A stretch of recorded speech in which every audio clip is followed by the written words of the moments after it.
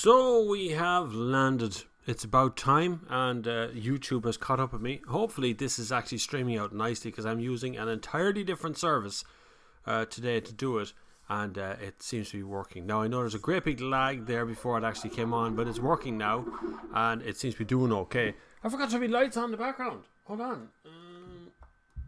Pink. Now, Sunday service is live. We are here, and it is 2 p.m. on the button. So, welcome to the Sunday service. It's very good to have you all here. If this doesn't go well, and I'll have to change the camera again, because the camera is a donation by Cross13, of course, who gives us a lot of electrical car advice. He gave us a great donation of a Logitech C925E webcam, which is very, very high resolution, and I'm not sure my computer can handle it, but it's good to have a brand new one up here. Audio is still the same, so I'm very happy to say that, and I've managed to pop out the chat, so I won't lose the chat so quickly every so often, and it's actually in its own little window now. So I've made some real changes for the Sunday service, because it's become really popular.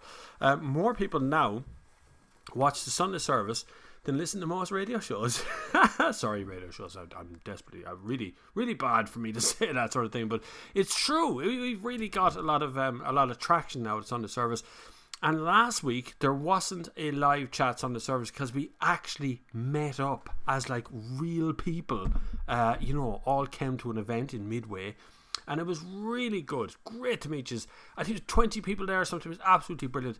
Put a lot of faces to names that I've talked about over the months. The requests now are already coming in to hold another live event like that, to do it again. Maybe not in Midway, maybe somewhere else. All the Midway is good because you can get food and things there, and it's right in the middle of everything. The poinsettia is there. Brian Cullen's just over there rather than here beside me, because I put up little twinkly lights. Little twinkly lights. Little Christmas lights are up as well, so it's really good. Picture and sound are fantastic. That's brilliant. I'm glad to hear it, because I was messing around with this yoke today, and YouTube says that it's no good, it's too high resolution, all this. I don't know what it is, but it's very high resolution anyway. It doesn't actually say. It's like a brown box one, so it's not a retail box, but it is definitely a Logitech 925E. It just plugged straight into the USB port. Worked absolutely perfect. I'm really delighted to see that. Martin M asked what I think of the new Skoda Scala. I don't think it's removed enough from the Rapid. You know the way the Rapid looked? I think the Scala looks a bit like a sharper version of that, but it looks like they just changed the name of it. The problem I have was that they had the preview launch thing that you all seen the live stream from, was from Tel Aviv in Israel.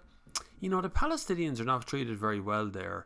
And there's a lot of debate around how they're treated and how the things are going on there. I think it was a bad move to hold. In all the places you could have held a launch, Tel Aviv was probably one of the more controversial ones. It was a bit like holding a launch in Moscow. It's kind of controversial. It's easier to hold it in Berlin or Paris or Munich, or there's plenty of other places it could have been held. But anyway, that's neither here nor there. It's not a reflection of the car. The car will come out as the car comes out. Looks cool, a little bit different, I suppose. They need an electric one. Skoda's way behind the ball on electric things. I'm driving the e-Golf this week, filmed it this morning. Skoda need to really take that and run with it. Also, I'm not too sure I see a lot of the Simply Clever tag coming into it. I think a lot of what Skoda's doing right now is really pushing towards money, which is okay. That's, every company has to make money. So Edward Malone, who has been very generous this morning already and has given us €5 by Super Chat, already has done the business on the Super Chat end of stuff, says, hey Bob, looking for a sporty saloon. Second-hand patrols are few and far between. Would look at diesels, good value at the minute.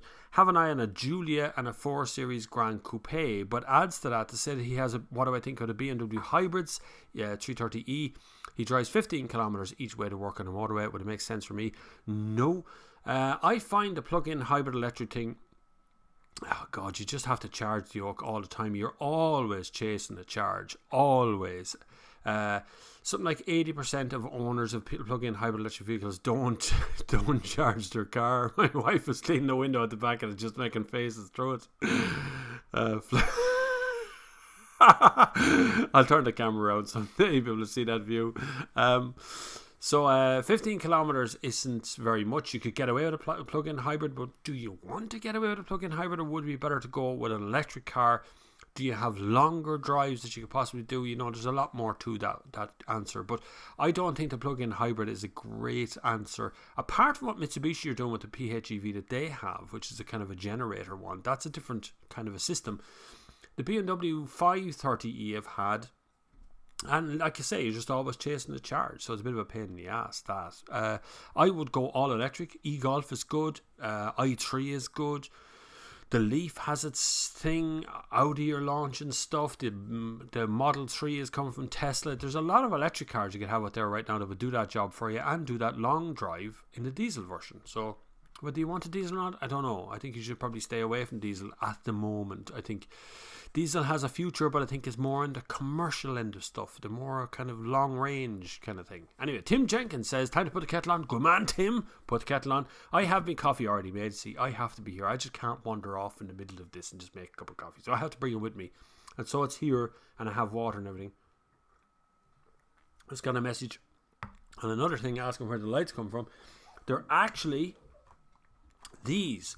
The Jolly Sleigh. You get them in Home Store and more. These things, they're like £3 and they plug into a USB port. Those little lights there, they're on a little metal wire. And they're nice. They're okay. They're alright, but they get wrapped up very easy. But they're handy. Sorry, you just got reflections on that, I think. So there you are. It's I don't know if you can see that or not, but we'll try. It is the 100 multicolor LED lights, and they're plugged in by USB. So you can plug them into the USB things. I had them plugged into a USB socket on there. But you plug them into those kind of charging yokes as well. Happy Sunday, Horses IGD1. Good man. Good to have you here. Ford Focus. Remember that name. That's come up a couple of times. Zdenko is here. Good man, Zdenko. Mike Burke. Time to put the kids back out to the shed. Yes, definitely. Kick them out. Get out for the next 2 hours. Stay where you are. Mike Burke. Time to put... Mick Mulcahy says, eyeball. Good man, Mick. John Carney's here. Good man. John. Brian Cullen. No Poncetta. I know he says no Poncetta. It is actually over there. It's looking miserable. I'm not too sure that Poncetta is going to survive. It's not as good as the ones we had previously, and I think we bought that in Aldi somewhere. Did we buy it in Aldi or Lidl or something? Anyway, one of them had a Poncetta, and I don't know if that one's going to be good enough to last as long as the last one did, which is really good. Good to see you, Bob. Thanks for having us. No problem. Driffy one. Mark O'Reilly. Hi, Bob. First time here, but video looking good. Good man, Mark. Good to have you. Mick Mulcahy. Picture and sound are fantastic. Vincent says hi. Brian Cullen. Father Bob, forgive me for all my negative comments on the i3. You're allowed to have negative comments, Brian. Not a big deal. i3 videos went up yesterday. Already has had more than 3,000 people watch it from the background, so it's a heavy hitter one again, like the Mazda one was.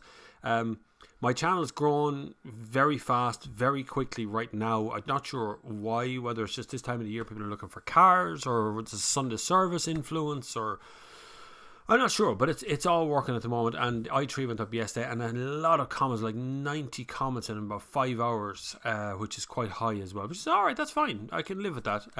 It's good fun to have that sort of stuff hitting us all the time. i3 I thought was very good, but I hate that door system.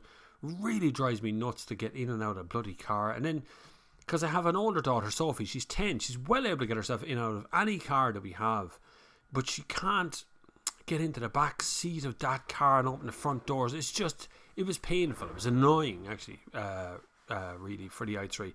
Pat O'Reilly says, Bob, what's your thoughts on the 162 Mark 220 diesel coupe? Is it a good car?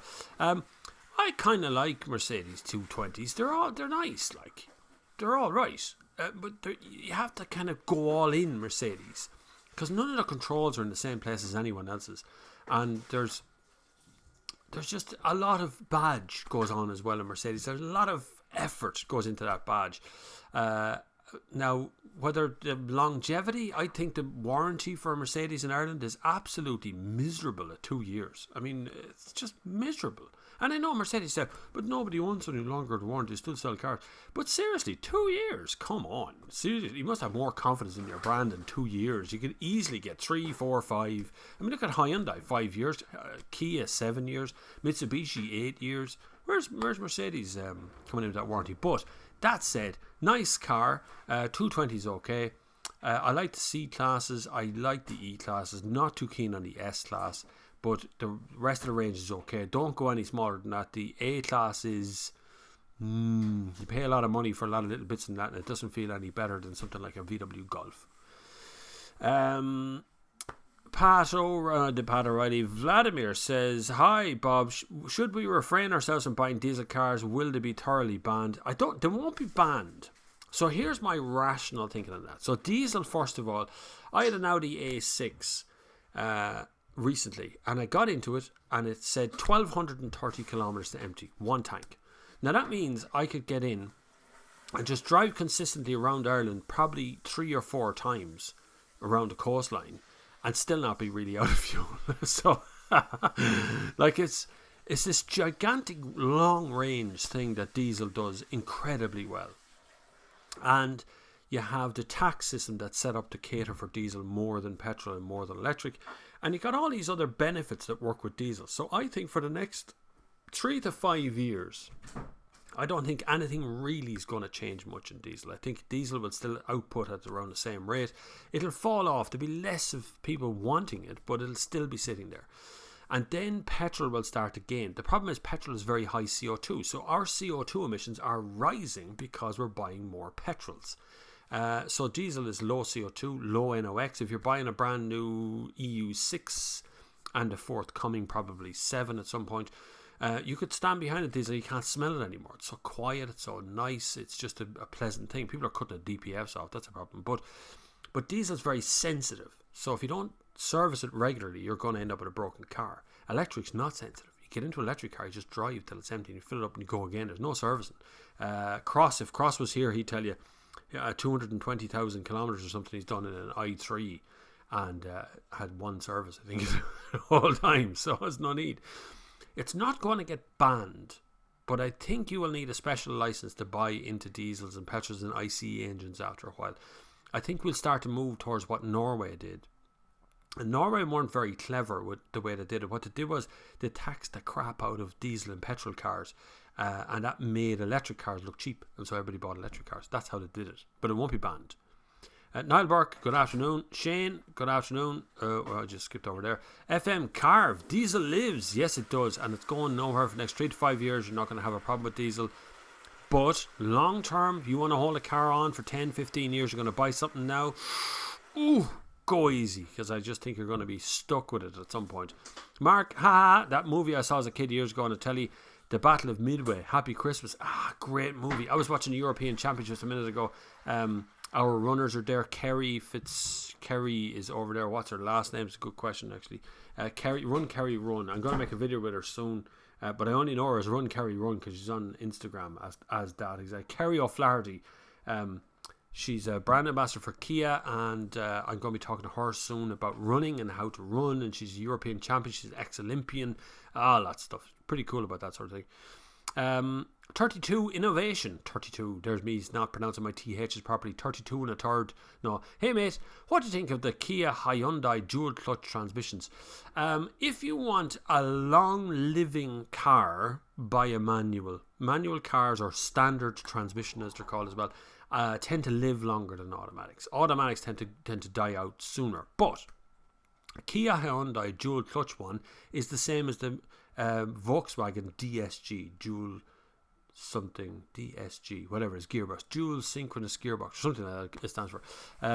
So it's the dual clutch in it. So it selects the gear you're going to before you know you're going to it. So it's very smooth when it does it. It's got 2 clutches, one that runs ahead of you, one that runs slightly behind you. The Kia version is very smooth, very nice, not very longevity. It hasn't been around for very long, so I don't know about reliability, how long it's going to last, but Kia and Hyundai have had fairly reliable cars over the years. Not very powerful, but very reliable. And they tend to make really good, honest kit. That's not to say they don't want you fixing things, so remember that everything has a lifespan. But tends to be manual gearboxes last longer. Automatic gearboxes don't last as long, but they're much easier to live with, generally speaking. A good tip for you if you're starting out as a first-time driver. If you're learning to drive in an automatic, you can only take the test in automatic, and you will only be licensed to drive automatics. You will not be licensed to drive a manual. You will not be insured, in other words, when you go in to drive manual. Have you been doing much running recently, Bob? Not as much as I was, Tim. Tapered off for the winter. I am looking ahead for 2019. Paddy Common, he's a mate of mine. He's also he's a marketing manager, communications manager for Volkswagen Ireland, but he's a mate of mine as well. We used to do the run gear where together the two of us were trying to learn how to run, how to be fit in our 40s.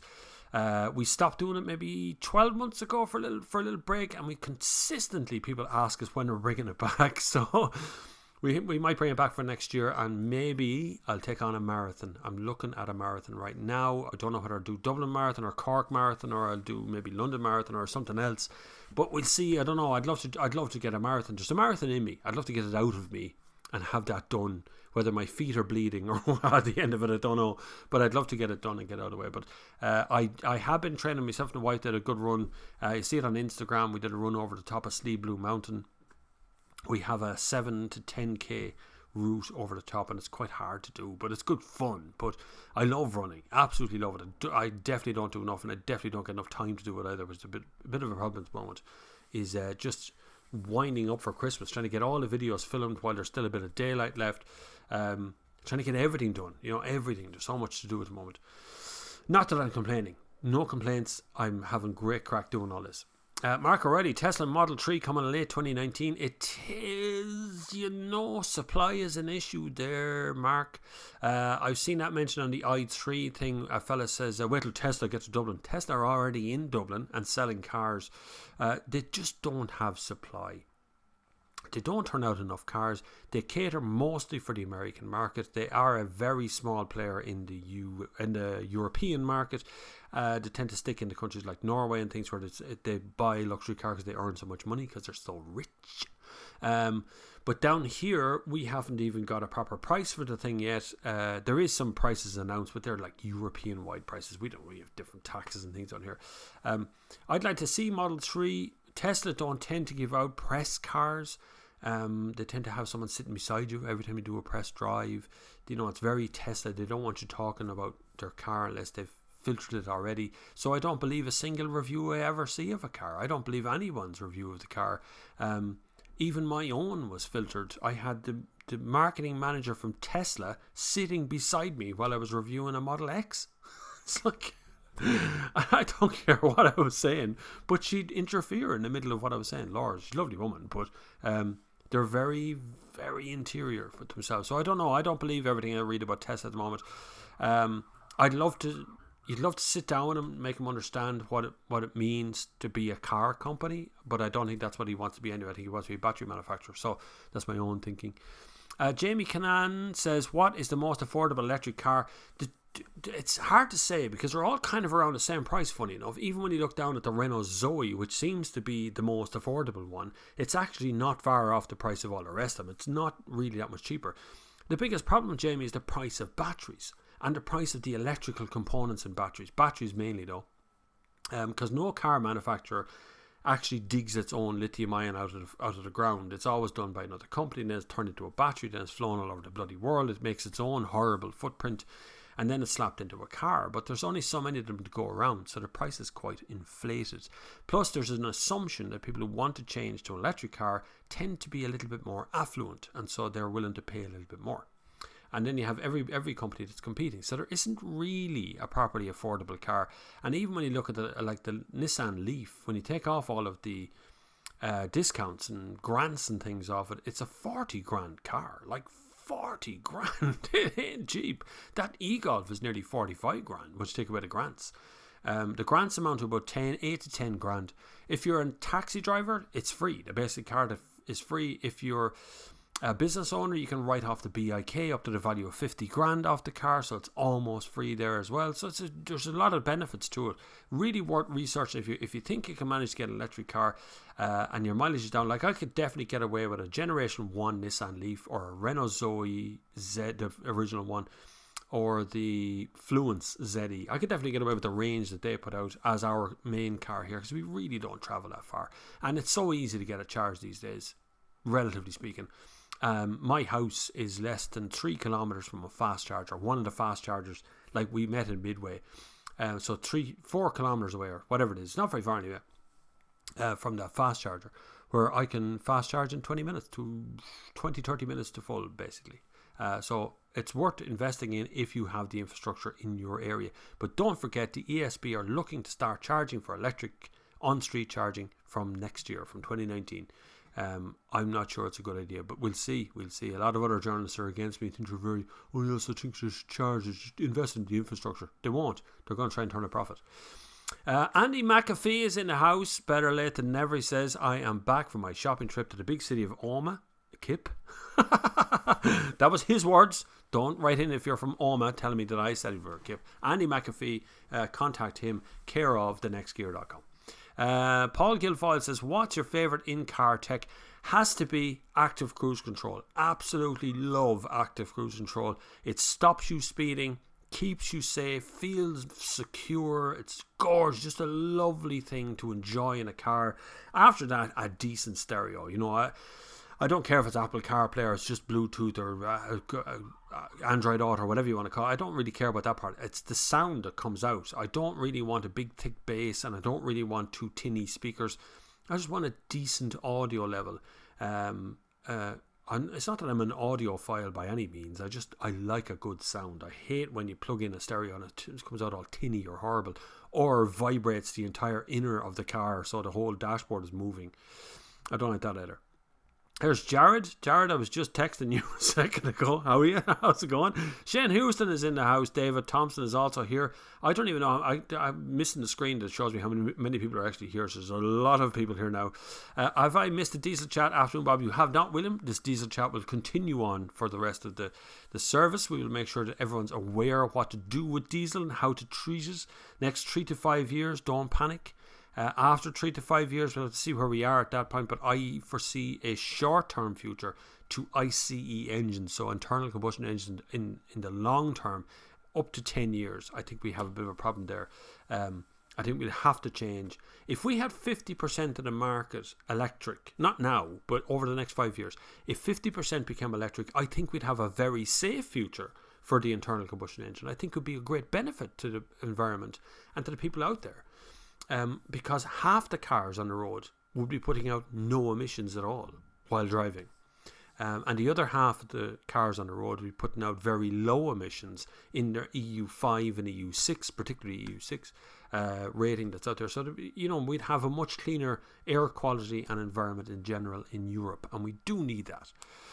EK says, hi Bob, I'm looking at a 2018 i30N and was trading in my 2015 Octavia VRS or RS diesel against it. I don't think I'm ready to get into the electric car yet. What would you think of petrol cars for the future? Petrol is safe and sound for the moment. It's still seen as the safer of the two chemically, I suppose. And because petrol's a very forgiving fuel, and petrol engines are a very forgiving engine. And I'll tell you why. Petrol is still basically a series of explosions in a 4-cylinder engine that just fires out energy. So it's just bang, bang, bang, bang, 4 bangs, and then boom, and that's it. That's pretty much the whole environment. There's no real big, massive compression things or a lot of work going on. It's quite easy to maintain. They're very forgiving when you don't service them. You can go a couple of years and not service the car, and it'll still probably go okay. And that's about it. Whereas diesel's not forgiving at all. So petrol should be fairly safe in the 10-year. The 5-year diesel is in trouble for the next 5 years. I think diesel will continue to fall away. And then from then on, you're going to end up with performance cars that will be hybrids. A bit like, I suppose, some of the McLaren stuff that you've seen over the years, where you have these dual engines that are in them that gives you a lot of power and no CO2. That's kind of stuff is getting in the right direction. So I don't see there be any problem with petrol cars in the long term of 10 years. But in the short term of 5 years, I think petrol and diesel is going to suffer quite heavily. As long as Mazda keep developing their little tiny petrol engines, and as long as the 3-cylinders stay on the way, I think petrol will stay as is. It's very expensive for a car or for a petrol station to put in charge points. So that's a problem. I've seen 3 new petrol stations open recently. One of them a total refurb from start, and none of them have put in an electric charge point. Not a single one. So that's a bit of a pain in the ass, if you ask me, lads. David Thompson, I've gone hybrid. Ioniq SE premium trim here in the UK. Good man, the Ioniq's a really nice car. Had the electric one, did great MPG on the electric one. Hybrid one, no sales. Funny enough, I was talking to Hyundai at a lunch the other day. They put on a little Christmas lunch thing, and I went along to it in the Ivy in Dublin. I know they had a problem with their credit card system up there for tipping, but I wasn't paying for it.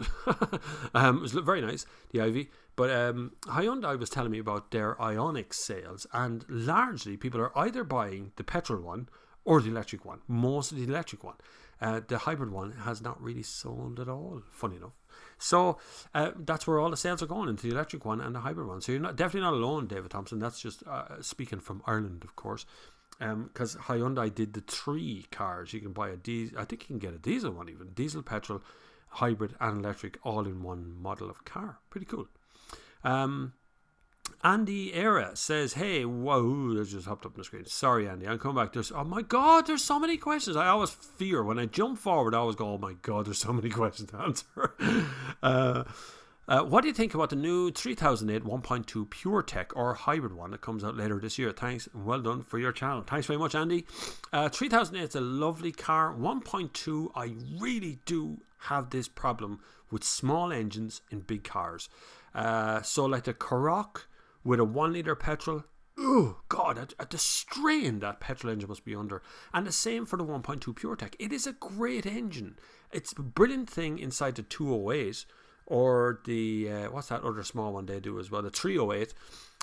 But when it comes to the 3008 or 3008, I just think it's such a big car. It's going to drive well, but longevity wise, I fear for a 1.2 little Pure Tech in 10 years time, will that thing even start? Like, it's a real difficult one. Now, as a hybrid, don't forget Peugeot did a 3008 diesel hybrid once upon a time, and I think they're going to bring that back. It's very expensive is the problem with that. So they're going to go with a normal petrol one, a petrol hybrid. And that'll work. That'll be good because all the strain won't be on the little 1.2 Pure Tech. So it's a good engine to drive, but unless you're going to hold on to something for maybe 3 years under a PCP or 5 years under a car loan, I wouldn't go near it because you don't want to be the second owner on one of those cars. Bob, can you see a pickup like lifestyle thing in Ireland? Can you see a pickup like lifestyle thing in Ireland? Oh, I mean, a pickup in lifestyle. Generally, yes. In Ireland, yes. We do rather have a 2-speed or even 3-speed economy at the moment. The people who are already wealthy are getting wealthier and are spending a lot more money. The people who are in the middle are being taxed to pieces, and so they're not spending maybe quite as much money. And the people who are at the bottom just can't see a way out. So there is a bit of a disconnect in the lifestyle in Ireland. In that people who are on a decent money in an IT job somewhere are still doing okay, but getting taxed to bits, and that's a problem. And they're starting to think about PCP, and they're buying their Land Rovers and Range Rovers and big fancy cars under PCP, not realising that there's a great big balloon payment going to hit them in the face in about 3 years' time, and that's a bit of a problem as well. So there's an element of that kind of happening between the Irish economy, and car sales are falling off a cliff here, and nobody wants to admit the real reason behind it, even though the SIMI came out and managed to say that it's all about going over the border and imports. That's not killing new car sales. If you're going to buy a new car, you're going to buy a new car, right? You're not going to be tempted into a used car from a new car. So used car sales in Ireland or UK imports are not killing new car sales. New car sales are being killed because car companies don't want to deal with real journalists. That's just my own opinion, that they're not given the chance for real journalism. They're not encouraging people like me and people like the ones I trust around the edge of me that are really giving a message out there. All they want to hear is good news. All they want to do is give it to influencers who will just retweet what they want to. Sorry, I'm going off on a rant now about the way journalism works in this country and how much of a retweeters there are out there who go, wow, look at the new cars and they're brilliant. Anyway, Shane, found your channel through your coverage of the 640 Grand Coupe. So did many people, Shane. I don't know why is that car. I have another company I work for, Greenfeet, and he found me through that same video as well. I'm looking at picking up a recent one. Do you think it's a diesel situation worth my rethinking and looking elsewhere? Do you know, if I was looking for a 6 Series from BMW, I'd pick a Generation 1 V8 petrol and I'd put it in the garage and leave it there and not touch it again. It sounds bad, but the problem is diesel is quite finicky. And BMW diesels have had turbo issues. They've had problems over the years.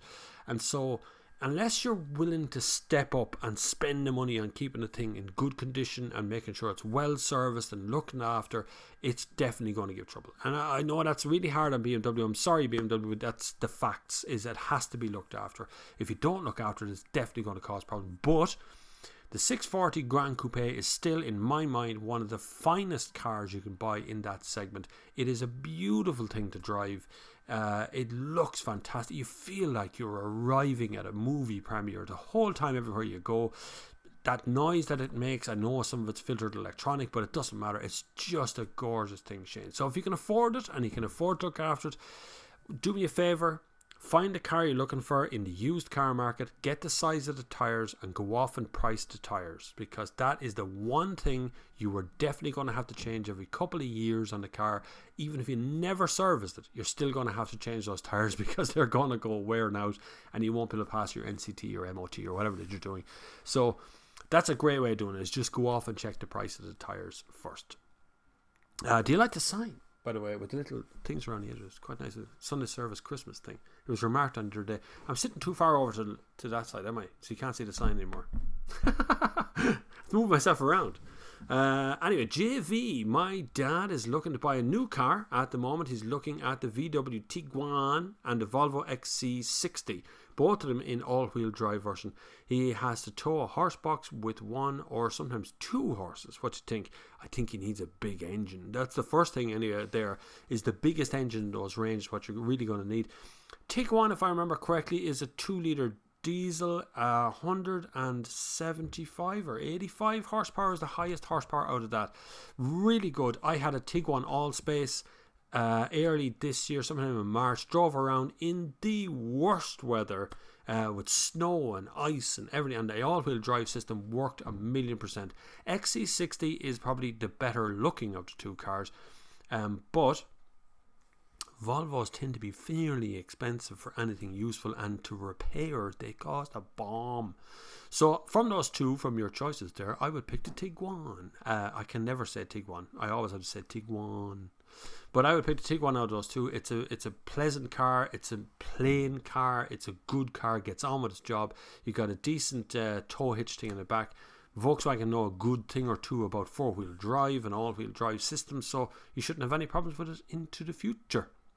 Bobby McDonough needs to be banned. You're an idiot, Bobby. You come all the way to the internet, all the way on here, you get yourself a connection, you come on to this channel, and immediately the very first thing you do is ask me stupid questions. So thanks though, it was a good question, just wasn't the smartest question. Find another way to ask that question. Come on. Anton, I can't pronounce your last name, Anton, I'm sorry. I was driving around Ireland a couple of weeks ago. Noticed that you have a lot of speed camera signs but no actual cameras. What's going on there? That's a good question.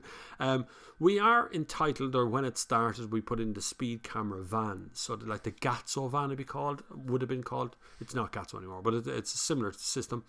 But what we've done is we put in a sign to say between these two signs there is going to be a speed camera. So for the next couple of kilometres there could be a speed camera anywhere. Stay alert. The world needs alerts because the speed camera is going to get you.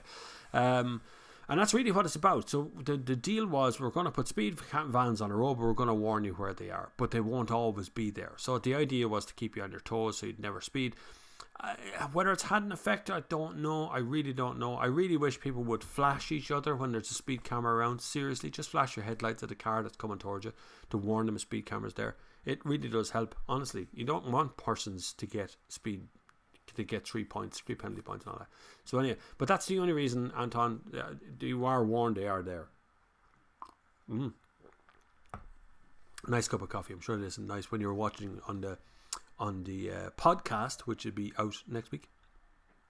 In case you haven't noticed by now, you can support this channel through Super Chat right here. You can just click the little dollar sign below the comments there and donate that way. You can do it by PayPal, which is paypal.com.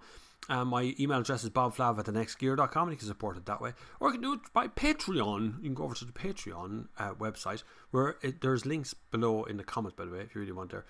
And go over and give a donation there, just to keep the channel free, because car companies don't pay to be here, obviously, because if they paid to be here I wouldn't be able to be quite as frank as I am on this. Mick Lawler says, hi Bob, any recommendations for a good cheap car that'll do a lot of miles? A car that cheap and a lot of miles don't go well together for a start.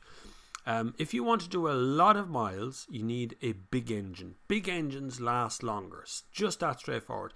A V8 will outlast any 4-cylinder engine on the market, depending on how it's minded, of course. But two similarly minded engines, a V8 will outlast it every time, because a V8 can be repaired no matter what's wrong with it. A 4-cylinder can't always be repaired. But if you want to get a petrol car that will last a long time, you're talking about a non-interference engine, probably something from Toyota. Not saying anything about the car. Necessarily the car won't last a long time, but the engine probably will, no matter which one you pick. If you want to get a diesel engine that lasts a long time, there isn't many of them. There really isn't. I promise. You think Mazda, you think Toyota, you think all those cars. They don't. You know that? Diesel engines don't do gigantic mileage terribly well. They do require a lot of work.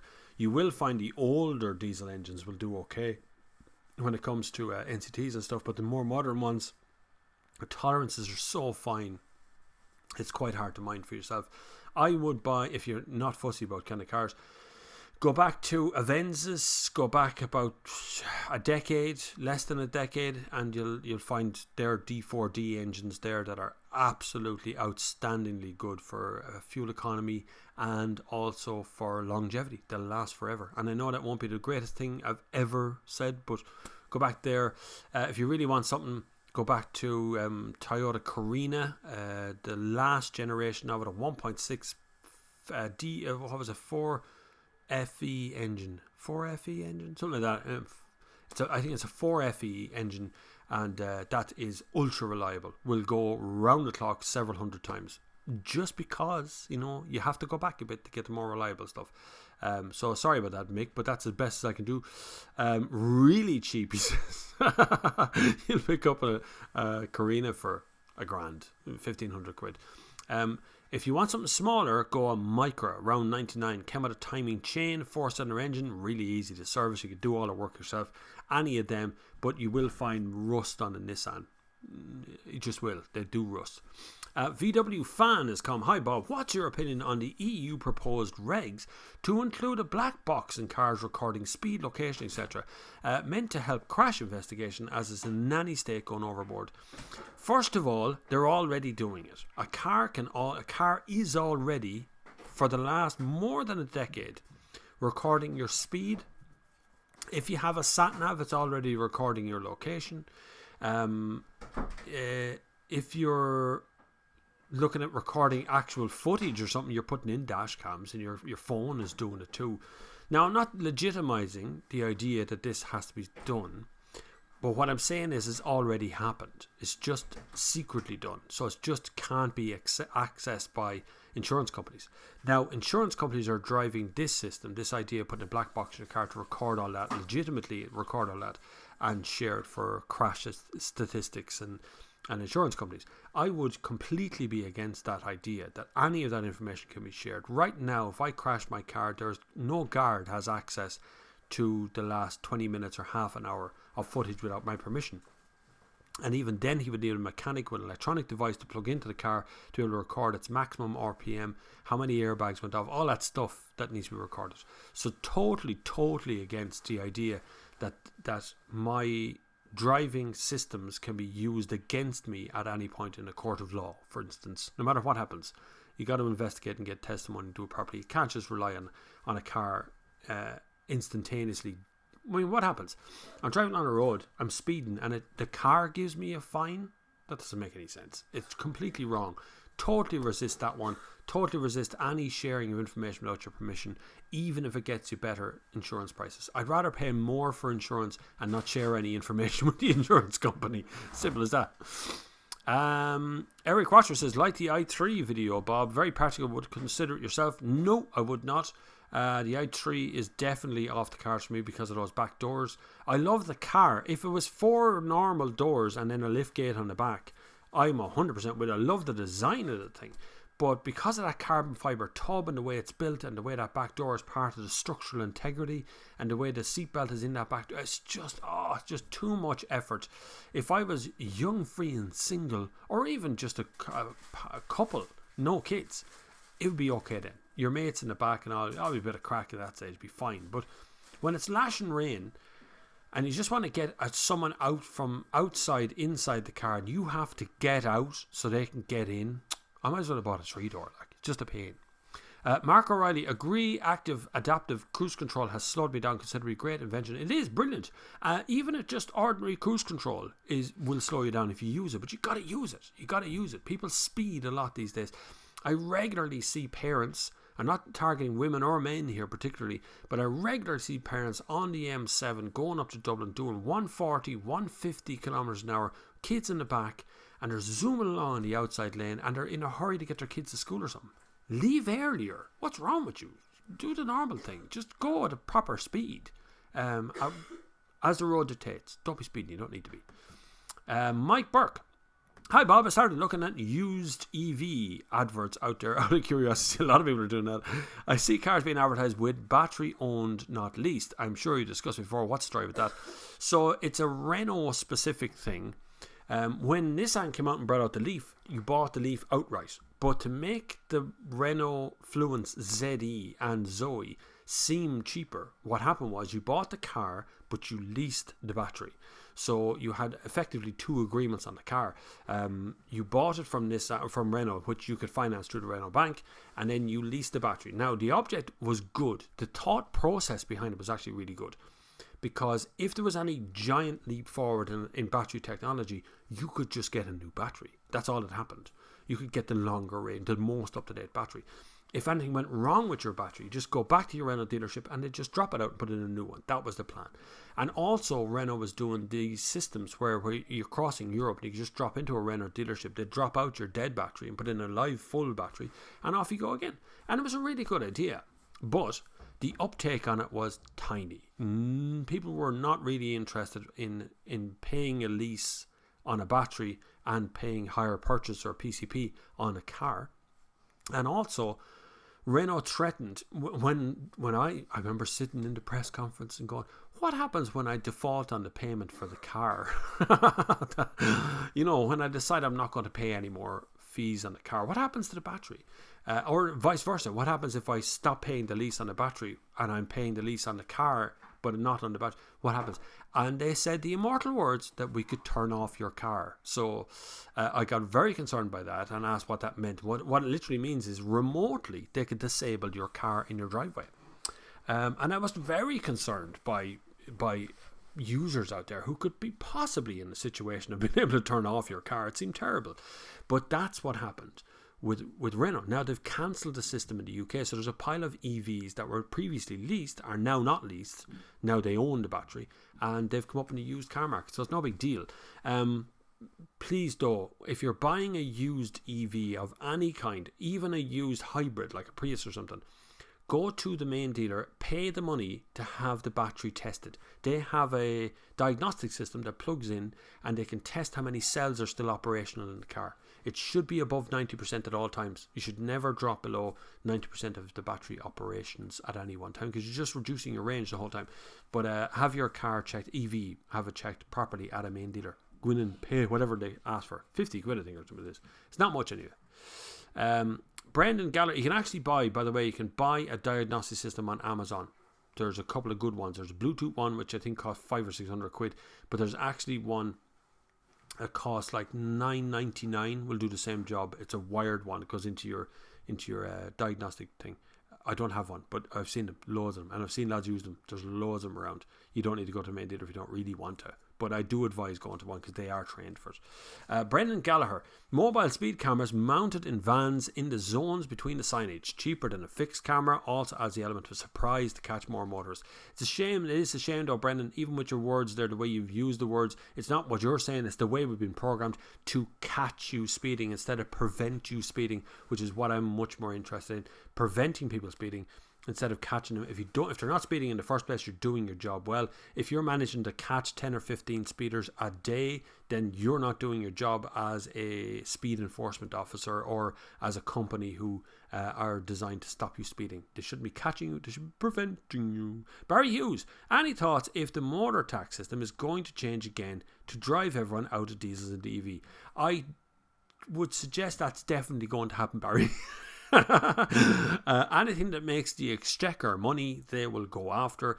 And one way of making money right now is to confuse the population and decide whether they're going for EVs or batteries or electrics or diesels or whatever it is, and to thinly veil it under an environmental policy of some sort, when generally the Irish government and Fianna Fáil, Fine Gael, who are interchangeable by the way, they have done absolutely nothing to encourage the environmental transition that we're in right now. People are driving this environmental move that's happening into the EV. It's people that are doing that, not the government.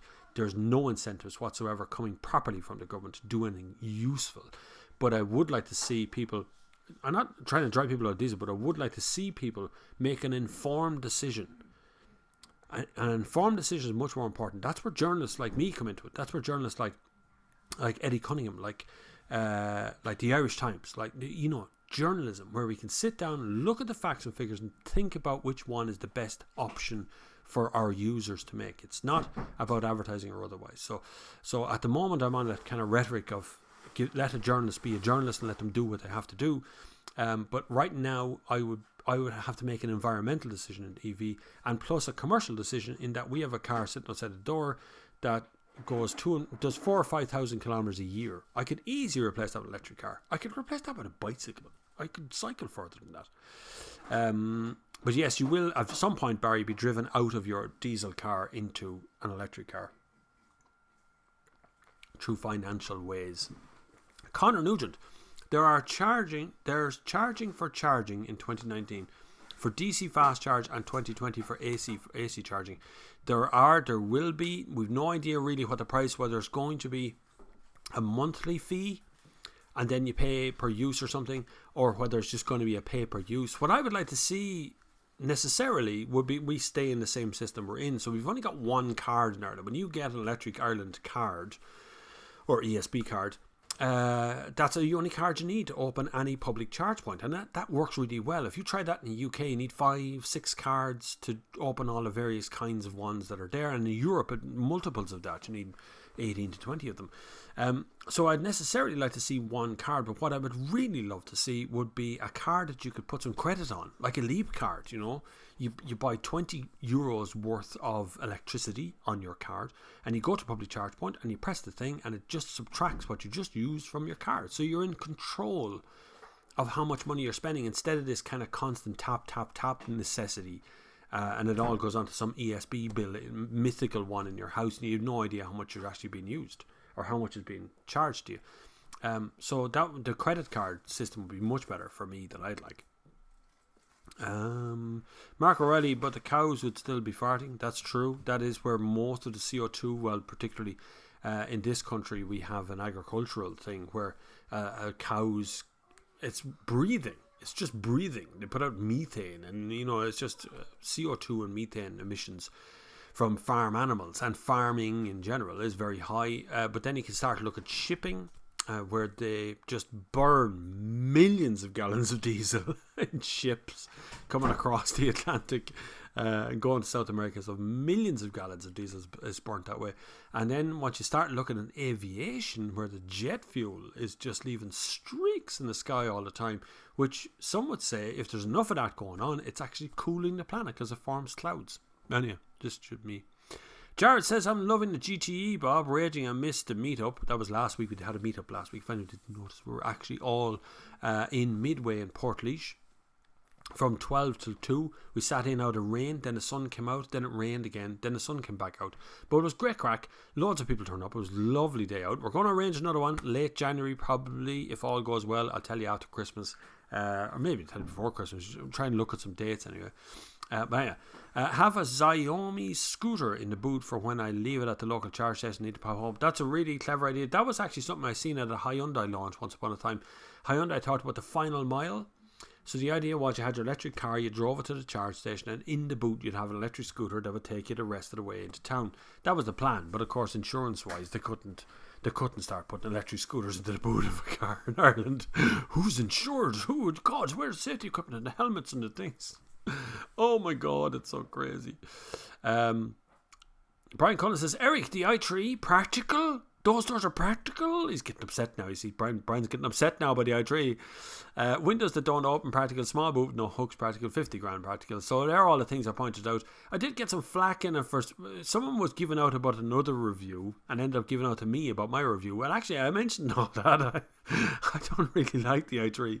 Things don't open and doors don't work. And it's an art form. It's very nice, but it is really for single people more than family stuff. Brennan Gallagher, diesel dead by 2019. No chance. It won't be dead by 2019, Brennan. But it will. Next 5 to 10 years, I think diesel will fall off a cliff. It'll go back where it used to be, back into commercial vehicles. A battery-powered truck, honest to God, wouldn't go from here to the door. It wouldn't. It just eats fuel. It needs so much batteries in the thing, it just wouldn't make it. But they do exist at the moment. They are operational. They are on the road. They are working.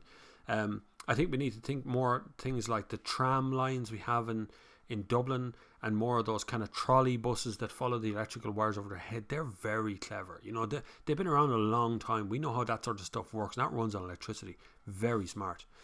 Someone's had to follow me there on Instagram. That's very kind of you. Thank you very much.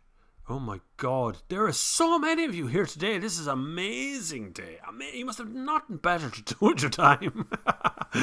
That is brilliant. Jared says, I think it was the first 5-door GTE the VRT office had seen, and took 2 weeks for them to get the code, and the VRT cost me. Not surprising, yeah, the GTE wouldn't be as popular as GTI, obviously, and then you have the e-Golf, which is the one I have outside the door at the moment, and they're very, very good. Not with Irish public transport system. No, it won't. Dublin Bus just ordered 70 new diesel buses, even though they're supposed to be changing over to gas. Natural gas don't worth a crap either, by the way. It's just as bad in CO2. Alan Quinn is one of the most generous people on this live stream today. You're very kind, Alan. You just gave us $10.99 for Super Chat. Thank you very, very much. That's very kind of you. I'm glad you've done that. You can support this channel too if you want, through Super Chat. If you'd like to press that button there, it's just a little dollar sign at the bottom of the chat window. You can also support this channel by PayPal, Patreon, either one of those two. Through PayPal, you just go to paypal.com, find my email address, which is bobflav@thenextgear.com, put it in there and make a donation. It works, it really does. It supports the whole channel and allows me to be able to expand into all kinds of realms of useful stuff.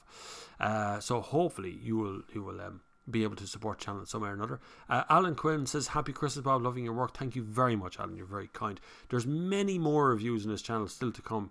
I've changed over to the kind of new system of reviews, which are much more in-depth. They're longer, but you all seem to like that, so I've done that now. Like the i3 one is 14 minutes. That's one of the longest reviews I've ever done. So it's but you seem to like it, so I'm okay with that.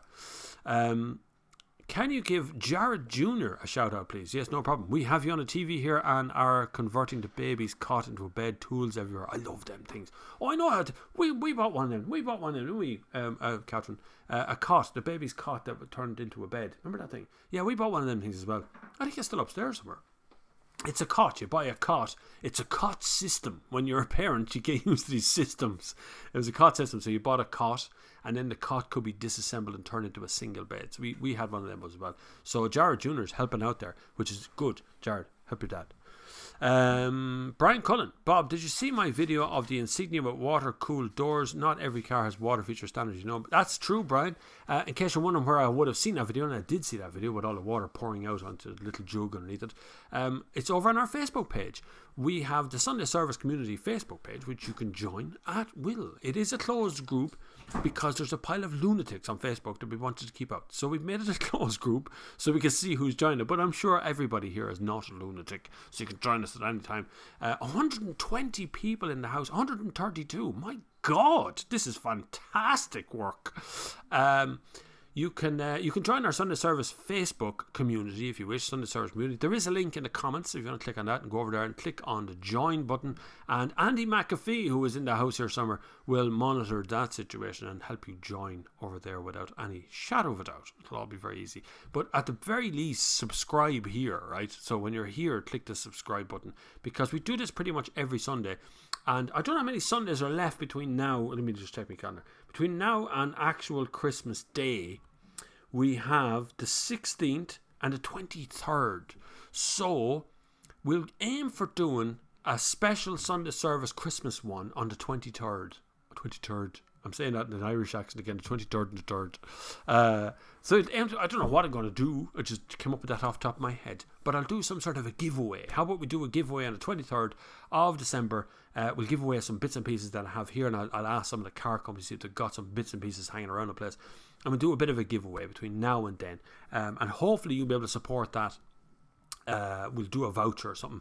And we might do a little bit of a charity thing over that time as well, and have a bit of a laugh. So between the whole lot, it'll be good crack. So mark that in your calendars, the 23rd of this month, 2 weeks away on the Sunday. Join me here live on the Sunday service. But there is another Sunday service next week, by the way. I don't think we're going to miss out on any. We're going to keep having them. But yes, Brian Cullen, what we were saying about his video, he has an Insignia and he can hear sloshing down the back, and we advised him to check all his drainage holes in the car, and he checked out everything, and he eventually pulled out one of the drain plugs from the bottom of the back door, and a good couple of litres of water came out of the bottom of the door, and he videoed it and put it on our Facebook page. So it was quite entertaining to see. It's terrible, but there's a drain plug that isn't working there somewhere along the way. It's not letting the water back out again. Connor Russo says there's no diesel Ionic, thankfully. Oh, well, that's alright. They should have one because it's Hyundai. 132 people watching at any one time. I must check this. Where did I even... I don't want to check it because it'll only upset the whole thing. We just leave it. Let it worry about it numbers afterwards. The Saint ST1 has landed and is in the house. Ordinary hybrids will lose out to electric, as hybrids will gravitate to high-performance cars with large-ish engines. Electric will basically replace ordinary hybrids as range gets better and even better. This is probably true to some degree. Some people can't still wrap their heads around electric, and so they're kind of stepping stone through hybrid to get there and finding out that hybrid isn't very good. The problem is, hybrid isn't very good. Hybrid only works for a little bit, and only for a very small part of the market people will find hybrid okay. If you're a short sprint person going to and from the shops, the problem is hybrids use the petrol engine to heat the interior of the car, so on a cold day the engine starts up as it would normally, whereas electric doesn't. Electric always uses the battery to do everything. I've used the e-golf now for a week, and every morning I drop the kids to school, and I've used the timed system in the car while it's plugged in to heat the car. So when I walk out at 8:30 in the morning, or not 8:30, 8:15, whatever time we leave at, the car is already warm inside, and the kids are already happy to jump into the car, and we go, and we don't use the heater on the way there. I used a good tip for anybody who's got an electric car: go into Eco Plus mode, whatever the most economical mode is that you can possibly have, and turn on the heated seats. Or into the Eco mode, sorry, not Eco Plus, that'll disable the heated seats. Go into the Eco mode and turn on the heated seats, not the heater. You get a lot more range, and I'm reliably assured that heated seats use a lot less energy than the heater of the car, which continues to heat the entire interior of the car. But yes, I think you're kind of right. The Saint, on the way, in maybe 5 years' time, you'll find hybrids will fall away and more electric cars will come into it. I still reckon the Prius hybrid is probably the Toyota hybrid range is probably one of the better hybrid systems out there. They've got so much experience, they do it very well. But you still have CO2, you still got petrol engines, you've still got things that have to start to heat stuff up. So you still got all those problems, and the battery's bloody tiny in them. Disproportional number of viewers hit the like button, says Andy McAfee. You're dead right, hit the like button while you're here. Brian's water door video, that was a cracker. It really was. It's good because he just kind of filmed from a jug underneath it, pop, and all the water started to pour out. I didn't think a door could hold that much water, actually. Philia Boots 1 says, if you want to know what we'll look like in the future, look at your reflection in the back of a spoon. I don't have a spoon handy to see what it looks like. But anyway, yes, okay. So looking at your reflection in the back of a spoon, see what it looks like in the future. I don't think I look like that in the back of a spoon. That's everybody getting fatter. I've gotten skinnier. I was looking at a picture of myself this morning with my wife when she was pregnant. My wife. And I look skinnier now than I've ever looked. So, yeah. By the way, the 640 Grand Coupe you recommended to me is 5-star. 5-star? To me, 5-star. Right? 1,000+ kilometers per week, effortless. Yeah, it will definitely do that because the fuel tank are gigantic in it, which also helps. But any of those big old diesels, if you're going to sit on the road, you're going to sit on a motorway and you're just doing motorway miles, a diesel will is the king of that, particularly the bigger engined ones. So if it's a 3 litre or even a 2 litre, but a 3 litre diesel thing will just hit happily sitting on the motorway for millions of miles and never give you any problems at all. It's on the side of short sprints round town where diesel struggles because it's heavier. Shane says, I appreciate the Inside Bob would be under warranty for as long as I will have it, so it should have no issues there. The run flats be coming off ASCP. Yeah, it's not do. Yeah, run flats, they're borderline. They're getting better. They're getting better all the time. Continental run flats at the moment are really pretty good. You'd struggle to tell the difference between a run flat and non-run flat, but they are vastly more expensive than a normal car, but they do work. If you don't have a spare wheel in the car and you regularly drive on big old lonely crap roads, run flats are actually pretty good because you can keep going on them. You know, you're not gonna deflate and be stuck there at any point. But just the price of tires they're not cheap anyway. But those BMW ones on the big 20-inch wheels, they can be 400 quid a corner. Like, it can get serious money. Andy McPhee says, he's answering somebody but not too sure where to start. It's sadly not. I have been there with just about every Skoda I've ever owned at some point. Not to the extent of held fuel though. Normally ends up inside the car, leaving a pool of footwells for me. There is a lot of... So on your car, you know when you wash your car, this happens to a lot of people. They get the sprayer and they spray down on the front windscreen and they spray off everything. Sometimes you can spray a leaf straight down into what are called drain holes. So every car has a drainage passage. So the water that goes across your front windscreen, you think goes around the side of the car, goes on the bottom. It doesn't. It actually goes inside the wings and down the front windscreen into little drain pockets that drain out through the bottom of the doors onto your sills and out in the bottom of the car, which is why you get some sort of a muddy patch sometimes at the bottom of the doors of your car. That's actually the drain holes. When they block up, that water has to go somewhere. And sometimes that water gets diverted into the door. Sometimes it gets diverted to the other door. Sometimes it just stays welling up in the front. And other times it just leaks into the cabin, onto the floor. So if your carpets are getting damp on the inside, sometimes it's just a drain plug that's blocked up and can be fixed fairly handy. But most people think that it's going to cost a fortune. We forget how to fix cars these days. We really do forget how to fix cars, and nobody really wants to do it anymore. We just want a man to come and fix, or a woman to come and fix the car. That's usually what happens. Good to hear that, Alan Quinn. How do you find a ride overall? So see, it's the community of the Sunday service that makes people talk to one another as well as talk to me in the middle of all this. It's absolutely brilliant that this has happened, and it's the development. And a lot of these people now, because of last week, a lot of these people have met each other. Not gas, and they met me, of course, as well. But they met each other, which is much more important. So they're getting to know one another and hanging out together. It's really cool.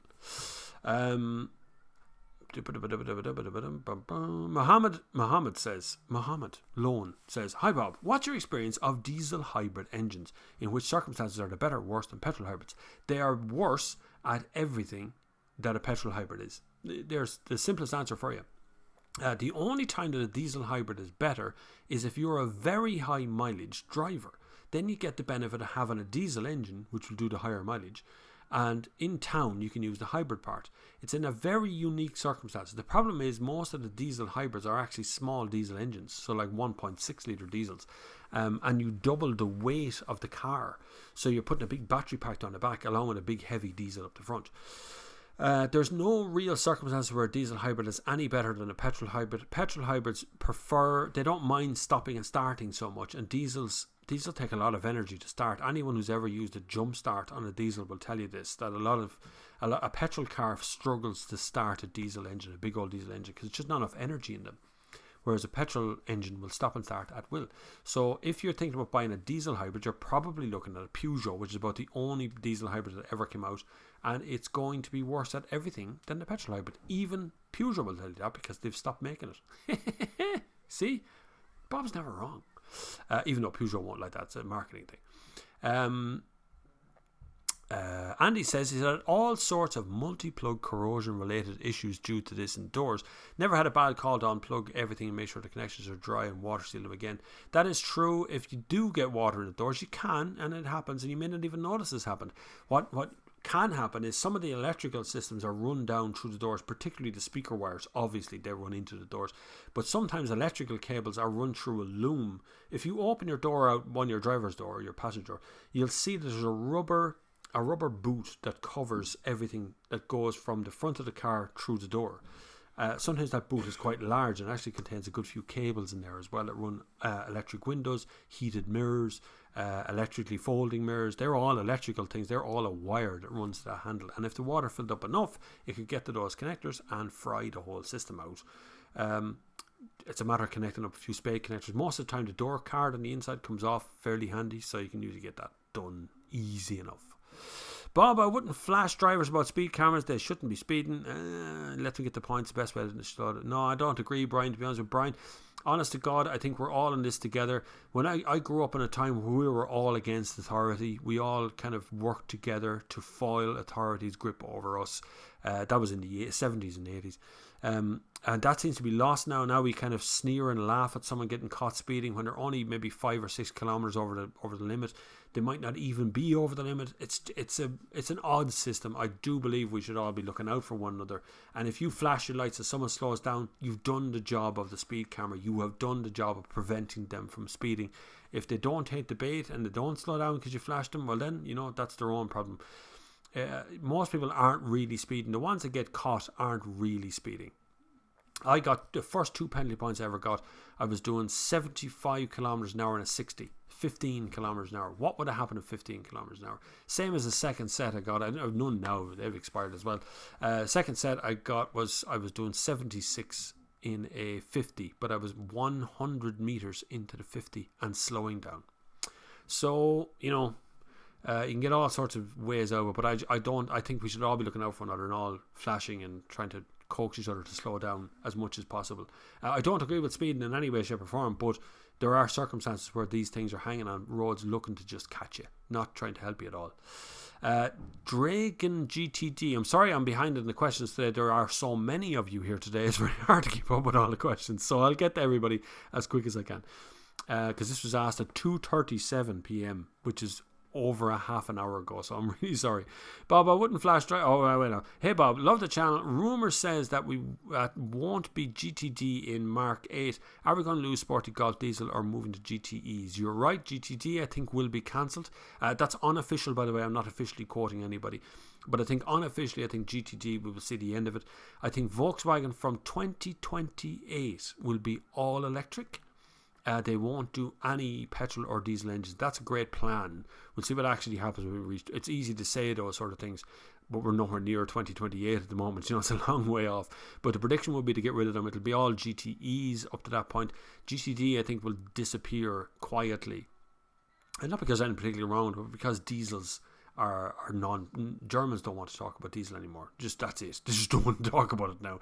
You ask them at press conference, like, diesel, yeah, it's still our number one engine car, but let's talk about our electric.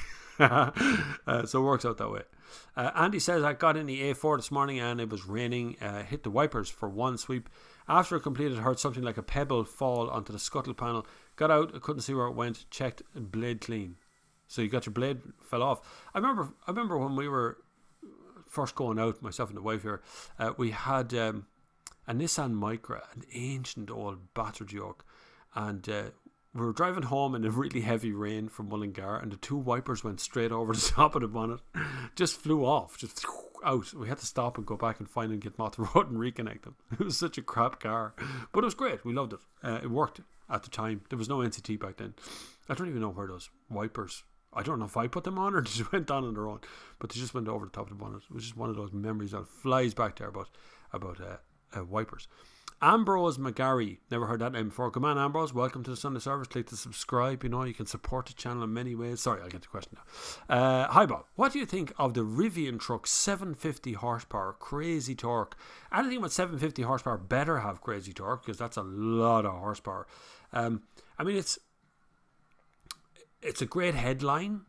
Won't have any future because nobody wants to talk about those kind of cars anymore. Even like the interest is falling away on things like Ferraris or Porsches or Lamborghinis. It's all falling away. It's all going away like that. So it's a cool thing. Don't get me wrong. It's a lovely thing. And it's great to see car companies still doing it. But I think it's still just for kind of headline reasons. Torque is cool. Horsepower is how much you can tow. Torque is how much pressure it puts in your face when you put the accelerator down. So that's the easy way to remember that one. A mile up the road and also a big sweeping Celtic windscreen on the passenger side. Oh, I hate the scratch thing. Oh, I hate that. You know when you're driving along and a little stone is stuck underneath the wiper and you don't notice it the first couple of kilometres, then you see that line on the passenger side and you wipe the wiper and the line won't go away because it's scratched. It's desperate. I hate that feeling. Tony S says, hi Bob, buying a new Golf GTI petrol, good man, versus Golf R and resale prospects in 3 or 4 years, thanks. I would go Golf R if you're looking at resale price, but you never buy any of these cars to work on how much they'll be worth in the future. Don't buy any of them for that purpose, but I would certainly look at the Golf R for resale value, the GTI for actual day-to-day buying or day-to-day driving. Definitely buy a DSG, don't buy a manual one. I know everyone's going to give out to me now because a manual one is the one you want, but you know, if you're going to drive it every day and commute in and out to work, DSG, man, it's still going to knock a lot of crack over, but at least you won't have to clutch every 10 seconds. But Golf R for resale value, Golf GTI for being a happy thing that you can drive all the time every day and it won't cost you a bomb. Golf R will eat fuel on you. Golf GTI won't eat fuel quite as hard. Eric Watford, great tip on checking the price of tyres. A lot of people overlook the day-to-day running costs of a car and are blinded by cheap PCP deal. This is true. Be very aware when you're buying any car, used, new, second-hand, whatever it is. The fastest tip I will give you every single time is to get the size of the tyres of the car you want to buy and go and price them, because that is something you're going to have to definitely replace all of the time, multiple ways. Whereas with servicing, you can kind of skip an old service here and there. But the problem with tyres tend to be a stress purchase. So you wait until you're down to the bumper, the little things that go bump, bump, bump, bump on the road. And then you go, oh God, I have to change these tyres. I must ring up and get the price of them. But if you already check the price before you buy the car, you know how much things are going to cost. If the tyres are expensive, chances are the servicing is going to be expensive. Chances are everything's going to be expensive but the car, if the tyres are expensive. Shane says, baffles me how people could take on a PCP deal and ever be shocked about balloon payments and even running costs. It's how they're sold. People are thick and people are lazy. They don't want to check anything, but people are generally thick. So when it comes to buying a PCP, they walk in and the advertised price is like 300 quid a week. That's what it says. They go, wow, that's very manageable. 300 quid a week for 3 years. Yeah, I can manage that. Nobody really wants to talk about the 20 grand or 15 grand balloon payment that happens at the end. That's 3 years away. It's a lifetime. 3 years later, it costs a bleeding fortune. You haven't got it saved up. So, and then you can roll over the payment or refinance things. So people just don't really cop that it's coming, and it can be an awful pain in the ass when it gets there. And it can be it'll sink you if it's not good and you haven't done your homework. It could very quickly sink you, and give you a bad credit history and all sorts of things that hang around like a bad smell after you're finished. So bear it in mind when you're looking at any of these things. You're in a dealership. Don't buy with the bit in your chest, which is called your heart. Buy with your head. You know, look at the car, choose the car with your heart and go, yeah, I'd be happy looking at that thing for the next 8 years. When you walk in there, turn off that heart bit and start listening with your ear holes and find out how much it is, what's the interest rate, how many payments do I have to make, what happens if I crash it, what happens if I scratch it, what happens if I need to go more miles than it says per year. All these things are going to add up to the future value of your car, and all these things are going to be expensive when it comes to the end and you're trying to get out of it.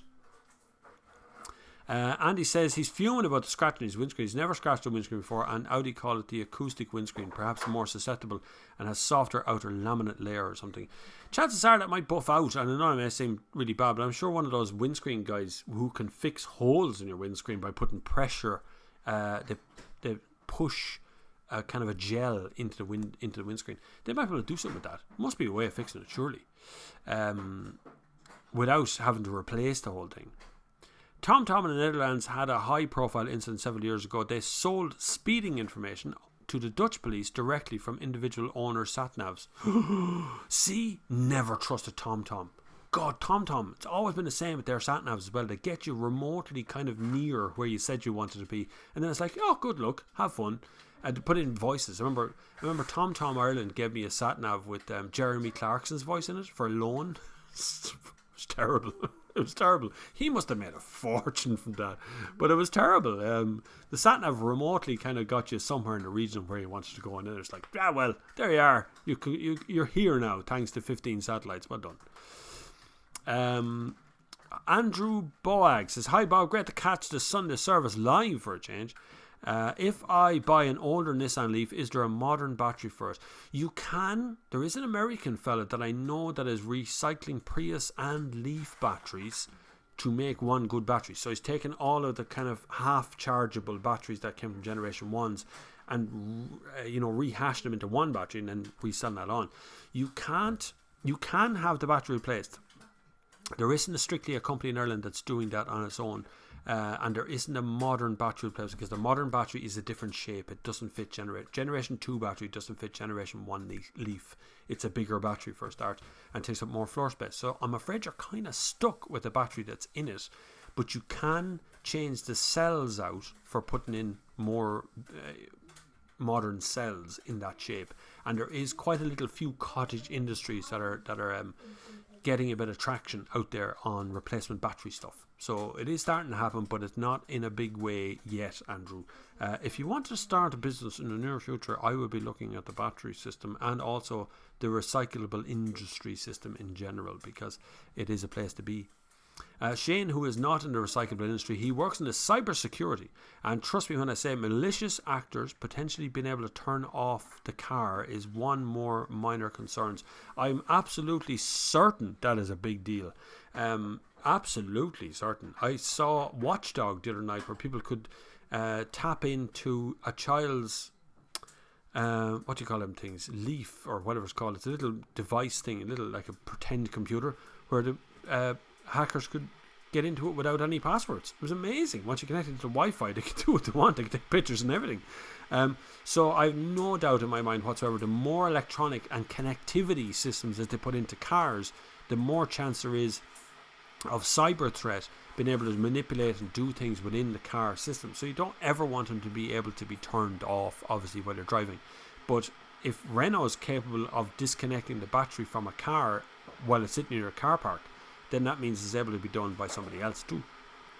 Drive-by-wire, Shane, scary world. Yes, it's true. Automated driving, I mean really automated driving is definitely on the way. We're at level 3 autonomy now, which is where the car can change lanes for you. Like the Tesla systems can change lanes for you, but I'm not so sure level 4 is where we want to be, boys. It's getting dangerous is what it is.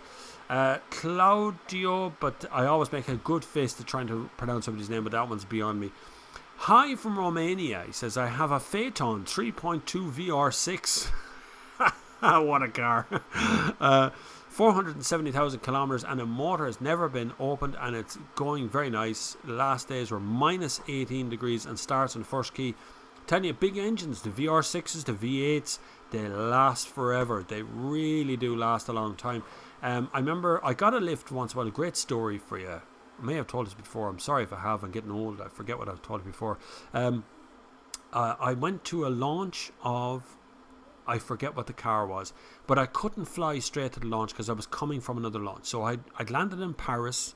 I'd been to a launch in Paris and I was going on from Paris to Barcelona, I think.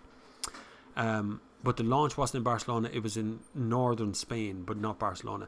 But the nearest airport I could get to was Barcelona. So I flew in there and I was picked up by the managing director of Volkswagen, his Phaeton, which had a W12 engine in it.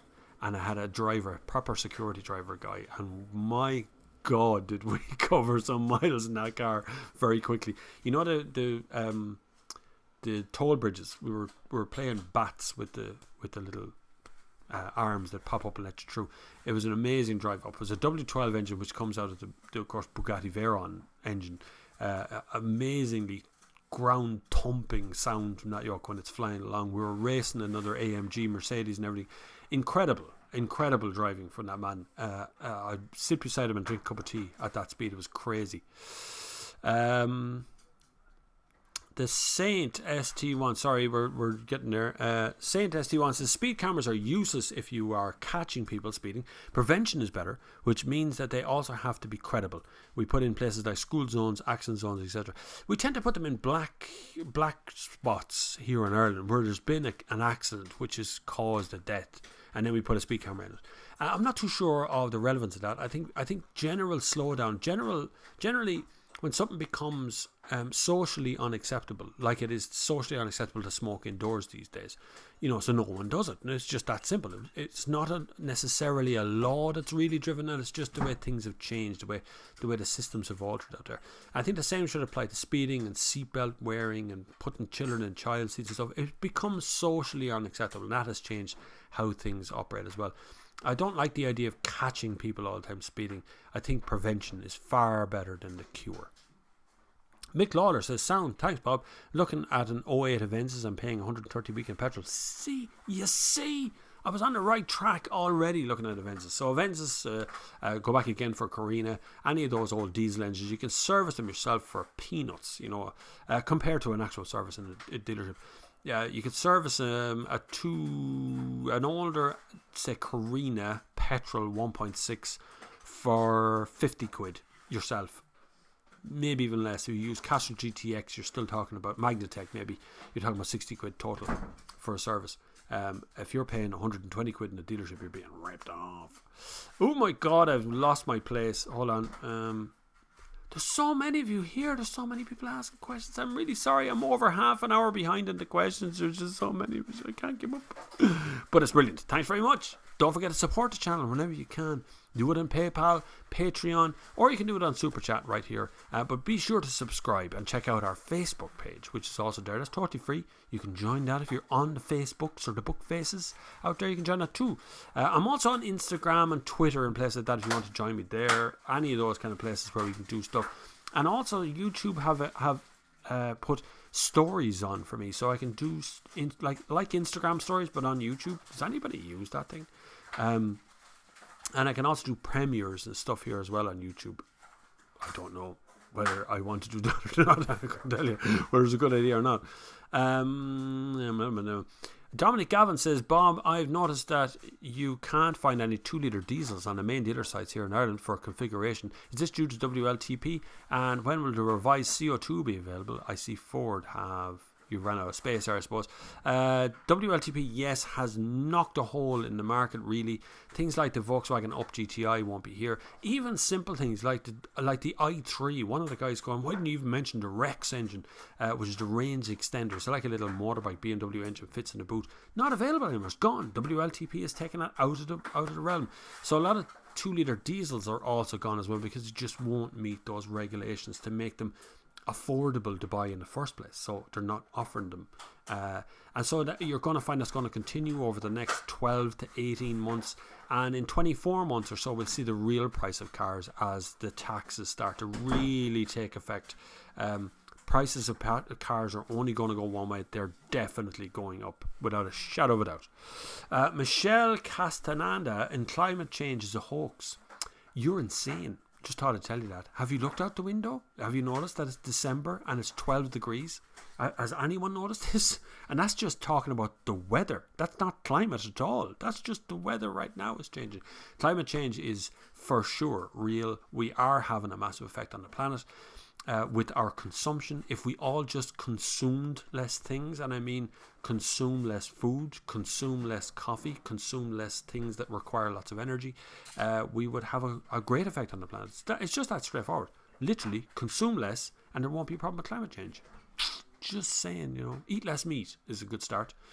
You don't have to worry about petrol though, it's fine. You can just burn as much petrol as you want. Shh, don't mention that one.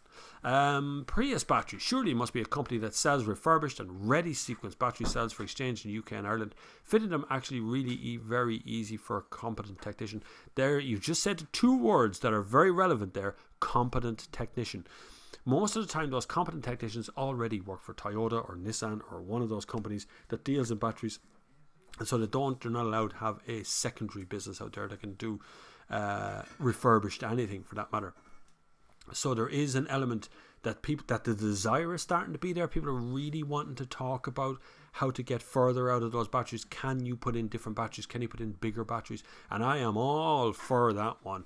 If I could get a generation, well, we won't say one Prius because that is one ugly thing, but generation 2 Prius wasn't too bad. That's the classic one. If I could get one of those and put in a refurbished battery system into it where you could get better system out of it and have it certified so I know it's safe, there's not some sort of a home botch job like you see on YouTube, then I'd be pretty clued in with that one. I'd be right in on that. And if you could do generation 1 or even 2 Nissan Leaf or the Renault Fluence ZE or the Zoe or any of those older ones that have been around for a few years, you do any of those and refurbish the batteries, it'd be deadly business to get into. Absolutely brilliant. But you'd have to do it in such a way that you can get certification that the battery, that it is safe, because you do have a fire risk. You know, in the event of a collision where the car is doing 60, 80 miles an hour and it hits something and the battery goes on fire, and you're going to be blamed because you put the battery in. Just remember that one. Bob, I own a 2-litre diesel 181 Ateca and love it. I do 35,000 a year, so what will I do in 3 years when I want to trade it in and choose between a 1-litre petrol or an electric? No thanks. I don't think in 3 years time you're going to have that choice. I just think there'll be a restriction to the amount of diesels that will actually be on the market versus what they are right now, where you can have a 2-litre or 1.6. There's all kinds of ones that are out there and bigger, you know, 3-litre diesel and all that. There's a lot of that going on. I just think there'll be less choice when it comes in 4 or 5 years time. I think for the next 5 years you're going to be sorted on diesel. You won't have any problem. You bought in 181, so it's not even a year old yet. You're nearly a year old, but not a year old. Ateca, really good car. I'm going to Barcelona on Tuesday to drive the new Seat, which is just coming out as well. The big off-road one. I don't know what they're going to do with in Barcelona. There's not much off-road down there. There's a lot of beach. You can drive along that if you want. We're probably going to Seat Factory, which is out the road from Barcelona City. Dominic says, Bob, no, I've read that one now. See, I'm going back on myself now. And he says, the i3 in the last review, specific colour scheme in the outside to me looked like a German attempt at a French Citroën innovative design, but failing dramatically. Yeah, no, I kind of like the look of it, but I don't know, like, check the price of the tyres now. You're wow, it's not cheap, like, to run that i3 and fairly short range. I have to say, little shade over 200 kilometers if you're lucky. If you are really honest, you probably won't get anywhere near that on the sporty end of it, but it's a lovely car. Actually, news on Citroën Ireland. There was a marketing manager there, Louise, who has finished because the job just doesn't exist anymore as marketing in Ireland because it's been bought out by an English company. It was bought out some time ago, maybe a year and a half ago, and they've had various managing directors in trying to get the thing up and running. I'm not sure where the future of Citroën Ireland goes now. Now the marketing manager's gone, Louise, who was very good. She came out of Toyota. She had a history in the car industry as a marketing manager. Now she's finished, but not by her own choice. It was more because the job just doesn't exist as marketing in Ireland for Citroën.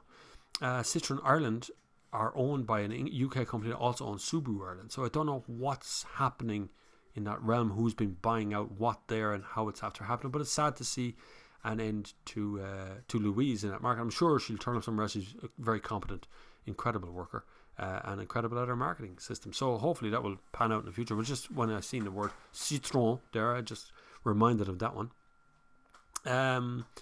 Jagman says, why does a range extender generator for the i3 cost $2,000? A trailer with extra batteries would be wiser. Do you know it's closer to $5,000 in Ireland for that range extender when it came out? It's basically a BMW motorbike engine. It's been kind of mounted sideways in the boot and drives the back wheels.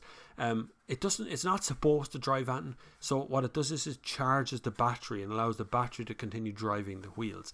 Very clever, but god damn, such a price. You're probably right, Dragman, to be honest. It would be cheaper to put in a big slap of extra batteries into a trailer behind the car and use that instead. Very odd system, but it's gone now. It's gone because WLTP. Column F says, how much was that i3? The i3 I was driving now is close to $50,000.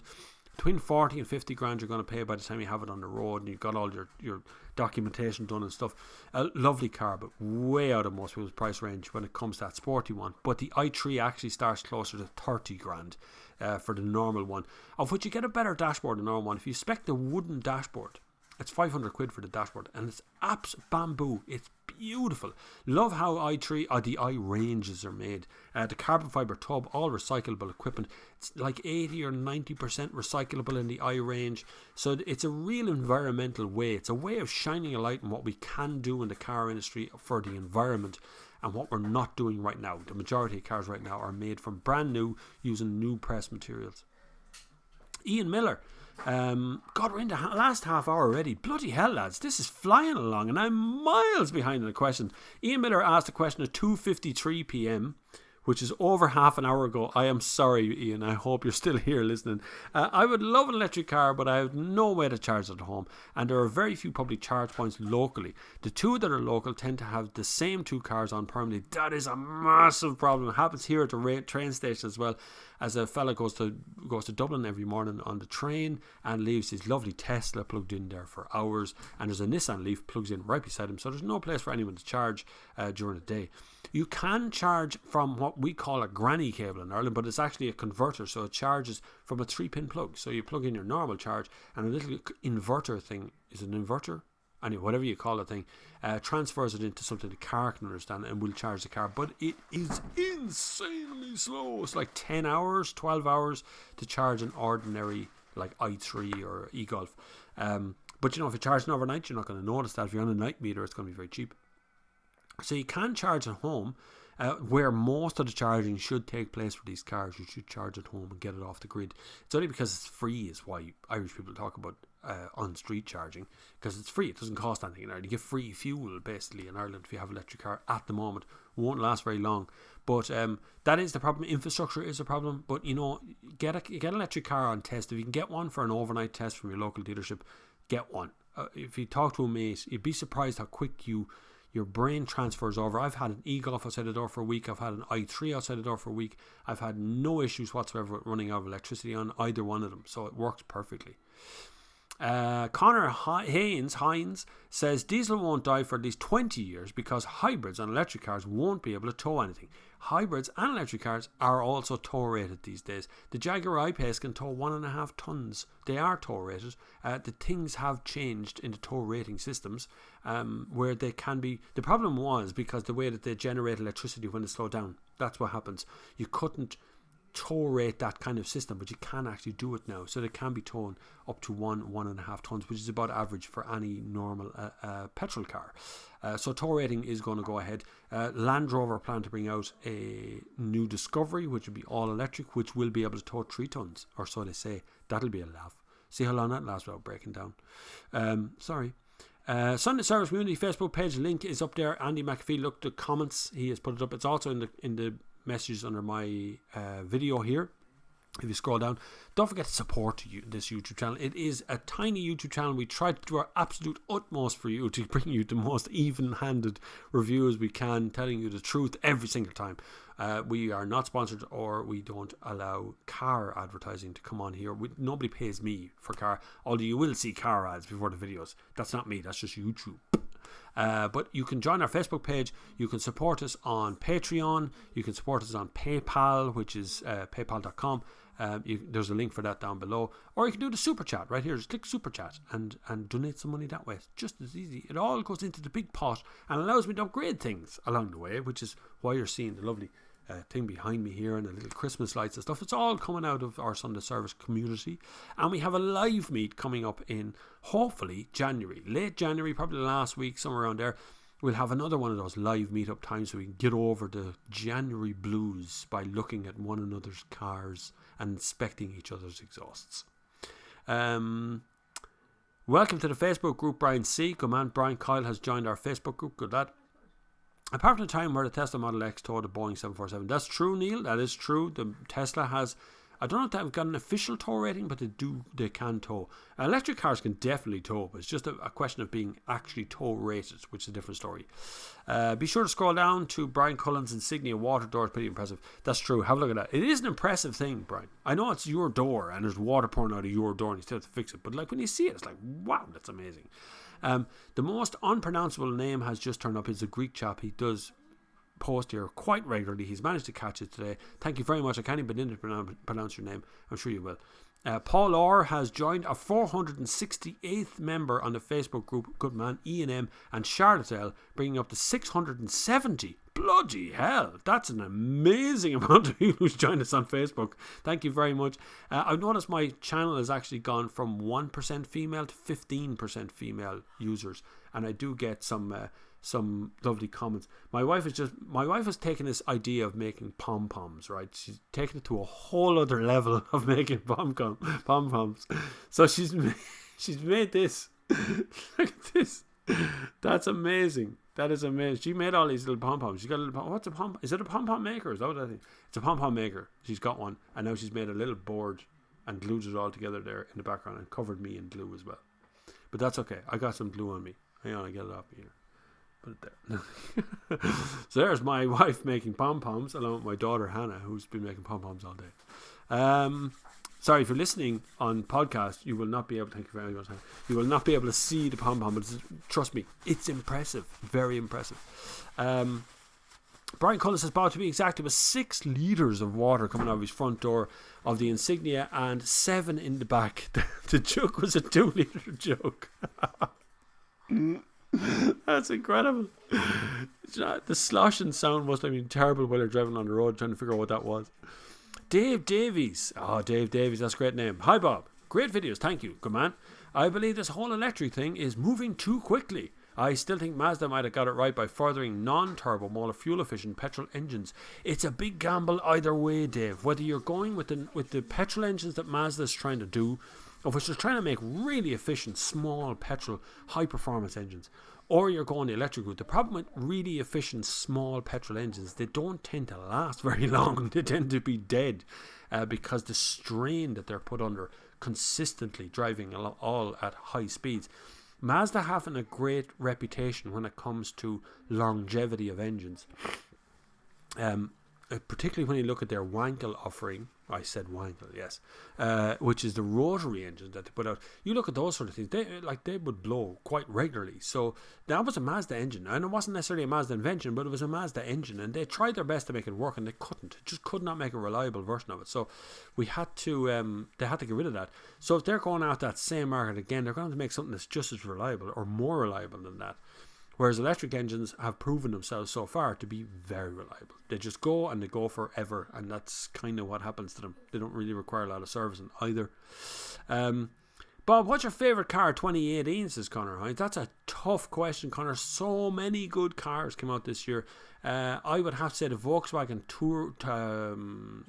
Touareg. Good. Well done, Hannah. See, my daughter. She's 8. She knows everything about cars. The Volkswagen Touareg this year was definitely one of my favourite cars to have over the week. The e-Golf, which really has impressed me this year as well. The Leaf impressed me greatly this year. What else was there good? The Jaguar I-Pace. They're all electric cars, by the way. I mentioned it. I don't know why. I'm not particularly mentioning electric cars for any good reason. Just because they've all given me what I wanted this year.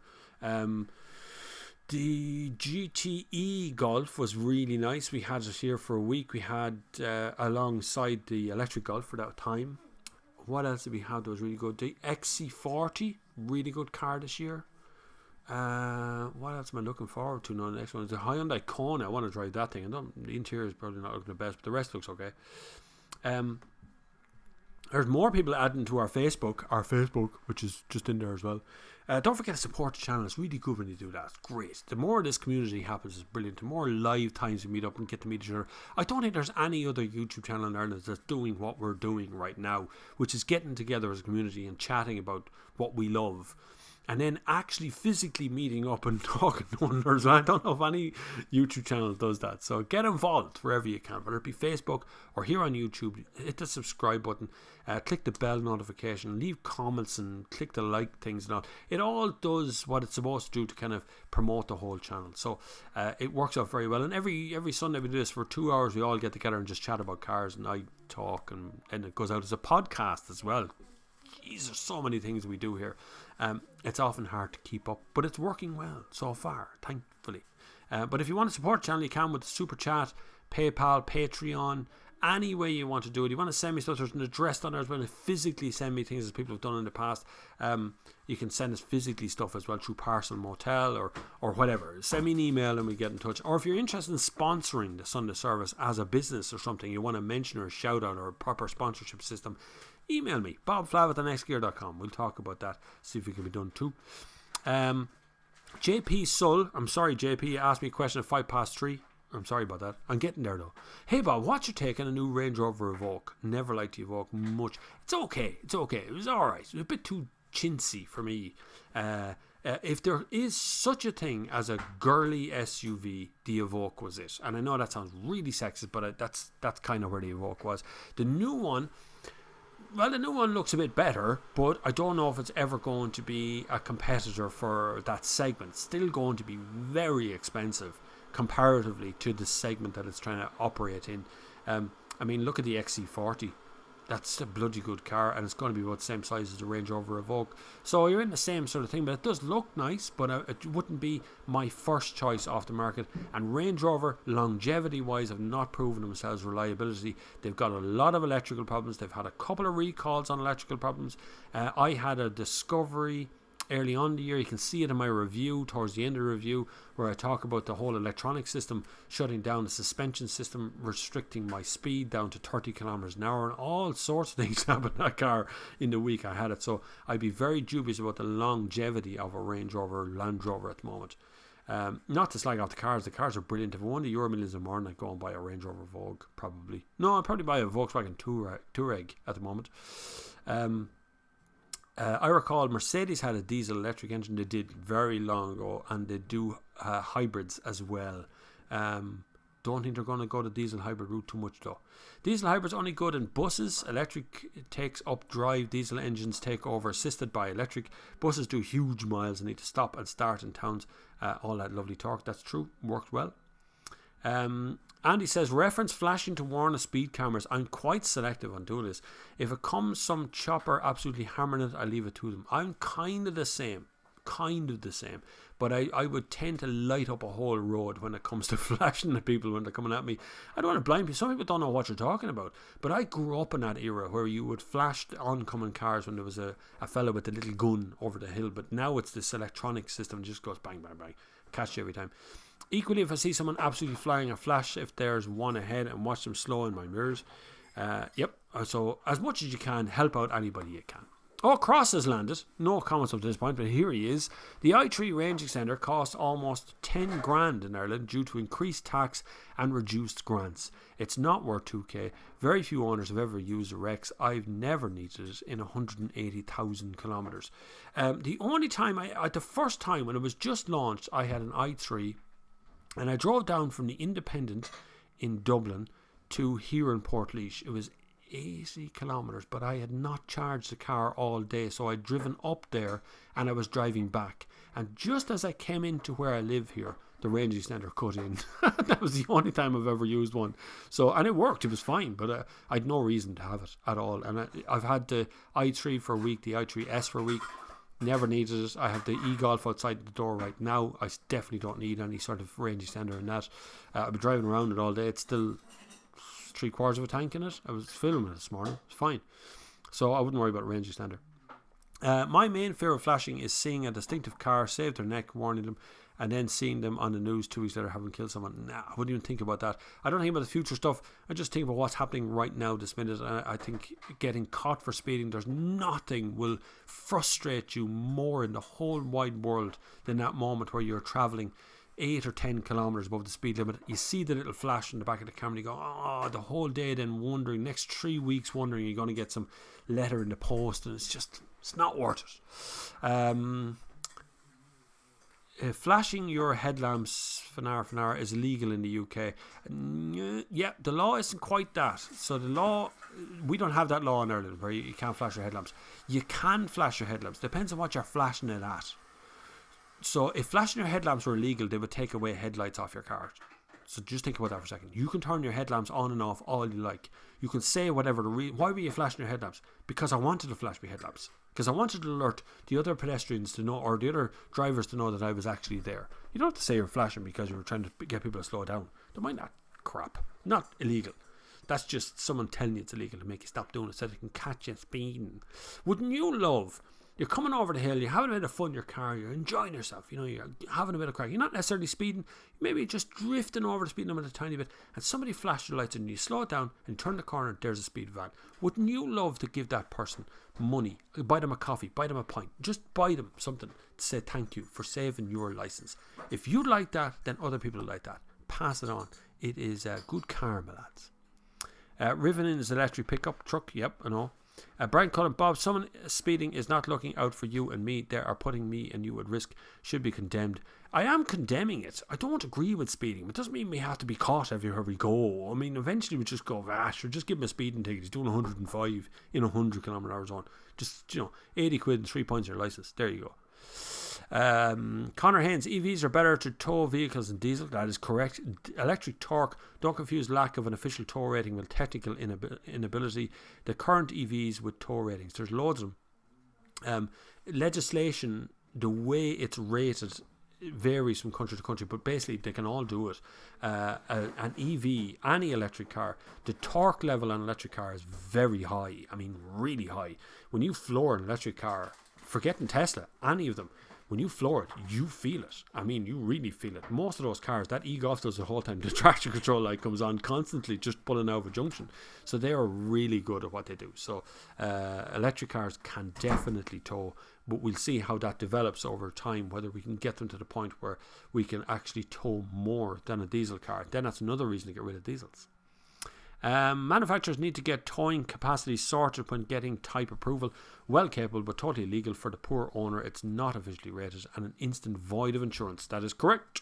Brian Cullen, Andy, well said. Speeders should not be tolerated. We shouldn't tolerate them, for sure, that's for sure. But it doesn't mean we all have to get caught, particularly because they tend to sit in zones where you're going from 100 to 50 or where you're going from 100 to 80. They sit in that zone where you're on the way slowing down. You necessarily might not be speeding. I don't speed, and yet I ended up with 3 penalty points. So, and because I was caught in a zone where everyone else is going at that speed, they must have caught 100 people in that afternoon just sitting there. Shooting fish in a barrel, boys. I found a 2014 i3 in Greece for 25,500 with 32,000 kilometers. Interesting. Just check those back doors. I can't stand the back doors. They drive me up the wall. Watch the review. You'll see why I don't like the back doors. Morgan Rice says the problem with PCP deals and the like is that essentially another mortgage. In fact, they reckon there might be another financial crash because of the borrowing on new cars. The money spent on PCP is frightening at the moment. The amount of cars are being bought on PCP. Now, the chances are they're put through Volkswagen Bank, Renault Bank or Bank of Ireland, which is the 3 top selling things in Ireland. If you look as Volkswagen, Ford are through Bank of Ireland, and Renault, who they all have their own banks, and Ford have done a special deal with Bank of Ireland. So they're all pretty safe as the banks go, but doesn't mean there wouldn't be another financial crisis if things go really wrong. If everybody shifted to electric, where does that leave all your petrol and diesels guaranteed minimum future values that are out there? They still have to be guaranteed. So be very careful. Look, if you're signing up to any financial agreement, not just PCP, if you're signing up to anything, please be aware it is a financial agreement. They will sink you. They don't care about you. They don't care if you succeed, if you keep your value or your car is good. They only care about money. That's all they worry about. So be very aware that they will rip you off if they get a chance. Second to that, there are a rash of new credit unions opening in Ireland. They're buying out old credit unions, and they are offering to buy the financial balloon payment at the end of your PCP. I've seen it. I know it's happening. Be very aware that they are out to get you, out to get your money as much as you can. If you abide by the rules, you will not be ripped off. If you go even the smallest little bit deviant from the rules on those financial agreements, you're going to be gone. You will never get a mortgage again in the future. You will never be able to get another credit card. Nothing. It will crush you. Just be aware. The way to buy a car is to get 50% of the value of the car and then finance the rest through your own bank or through a credit union, normal credit union, and just finance the rest of that. That's the only bit of finance you should get involved in. I really don't think you should get involved in PCP unless you are well able to make the payments and you're going in both eyes open that you are going to be stuck with that car, not that car, but that brand of car for pretty much ever. right? At the end of the 3 years, you make the balloon payment, you're going to buy another Volkswagen, another Renault, another Ford, whatever it is. Massive debate now over my speeding comments, but that's okay. That's all right. If you want to get speeding points, that's fine. Just remember, when the foot is on the other way, when you're the one doing the little bit over the speed limit and you get the penalty points, just let Bob's thoughts ring through your head when you go, I wish someone had flashed me to tell me the speed camera was there. Cross. I know at least 2 people in Ireland who've contacted Rivian to ask about placing reservations for right-hand drive. They are accepting North American reservations. A lot of serious people involved in Rivian. It's true. I don't know. Why would you want a truck, electric truck? They're not like, we're not yippee-ki-yay over here too much. Like, we don't really like those kind of pickup trucks. But it's interesting. It's interesting to see the way the electric industry is happening, the way the electric systems are happening out there. It's really interesting to see where it's going to go. Who knows where it's going to land in 5 or 6 years' time? No one does. But we'll see when we get there. PCPs aren't really like mortgages, though. You can simply hand back the car after 3 years or up, and it's not your problem anymore, even if the car is in negative equity. Rob, you have to be very careful there. If you meet the exact criteria that you said you were going to meet in 3 years, yes, you can hand the car back technically. But if that dealer can find a scratch, an extra kilometre here or there, any reason whatsoever to nail you with some money, they will. So be aware, it all sounds very straightforward. Just, I should just hand the keys back after 3 years. It's lovely. Until you're actually handing the keys back after 3 years, we see how lovely it is all then. So just be aware, you're going into a financial agreement. Know the ins and outs. 2 things you need to know about a contract. How do I get in? How do I get out? And how do you get out without spending any money? That's the trick. That's the whole trick of any contract anywhere in your life. PCP will sink you. Just like hire purchase sank multiple people in the 80s, PCP will do the very same thing to you over time if you're not aware of how it works. So just be aware that you need to know what you're doing before you start to get there. Still millions of questions to get through, and it's coming up to 10 to 4. My God, there's so many questions. You've been hammering me today, which is absolutely brilliant. What a great day. Bob, are you coming to the UK at any point? If you could bring some Super Quinn sausages, please. I'm off to donuts now. That's the best comment ever, John. Absolutely brilliant. Come over to the UK and bring some Super Quinn sausages. I will eat Super Quinn sausages in your honour. If I ever get to the UK, I will bring some Super Quinn sausages with me. Not too sure how Ryanair would feel about that in my hand luggage, but we can always ask the lads. I'm sure, you know what? I bet you if you go through Dublin Airport, the lads see Super Quinn sausages and rashers the whole time. I bet you going through. I'd say it happens all the time. But let's get together and send John a little care package of Super Quinn sausages and maybe a few rashers and a bit of black and white pudding. It's all part of being the Irish thing. That's a brilliant comment, I have to say. The Cross says, Russ, I fitted EV charging to plenty of my apartments. Underground parking with designated spaces is actually easier because the cables can be run on the car park ceiling. So you can install these things in, or you can install them anywhere. They can all be done these days. It can be difficult. There are some permissions that need to be got necessarily. Often people who live in apartments have designated car park spaces, which you can often make it a lot easier to put in electric charge points, because you can hook them straight into your bill. The trick is to be able to hook them onto your electricity bill rather than the actual space itself. But you can get electric charge points for apartments, for sure. We'll have more news and that sort of thing coming up very soon. Huggles Cake says females rock. I imagine that's probably true. They usually do. I know a lot of females who do rock, yes. Thomas Powell says, what about flying cars? This may be our future within 10 years. Can you imagine the amount of inept, ignorant and thick drivers we have on the roads when our 4 wheels are on the ground? Can you imagine moving them into the flying area? Oh my God. I bet you'd die within about 4 seconds of taking off. You'd be dead without a shadow of a doubt. Wow, Bob, remember when you only had 45 people watching how you're growing? I don't even know how many people are watching now. I'm terrified to look. It's in the hundreds. It's crazy how it worked out. I do remember that though, Thomas. I remember where it all starts. I never forget how this entire channel began with just me videoing my own Seat Leon on an old DV camera out in a hedge going, I think this is probably a good idea. I don't know whether I should do or not. It seemed like a good idea at the time. It's turned out to be quite a gigantic thing and still growing strong, which is really good. I'm very happy after all these years that I'm actually even still here. As much as the car industry would like me to go away now and stop reviewing their cars, because every time I review one they lose sales, or some of them gain sales, depends whether I really like the car or not. But it's going to be a busy 2019, that's for sure. There is a hell of a lot coming in 2019. I'm already booked out till March for cars. And I have a big electric thing that I'm doing right now. I filmed the e-Golf today. It's the second one of a series, along with the i3, the e-Golf, the Nissan Leaf, the Hyundai Kona, the Jaguar I-Pace, the Audi e-tron, the BMW 330e or 320, whatever that one is, the electric version of that. So there's a lot going on that I'm going to do, a lot of electric stuff that's coming in 2019. So make sure you subscribe for that, because there's going to be so much content coming at you all in one shot. It's going to be a huge year. And then we have the death, to some degree, the beginning of the end of the ICE, the internal combustion engine, the diesel engines, the petrol engines, and maybe hydrogen or something that will come along to supplement what electric's doing. And it's just so much stuff that's happening. Everybody's out there right now. Don't forget, this is not the end of the world with climate change and everything else. There's never been as much money invested in renewable resources as there has been in the last 8 years, and particularly in the last 3 years.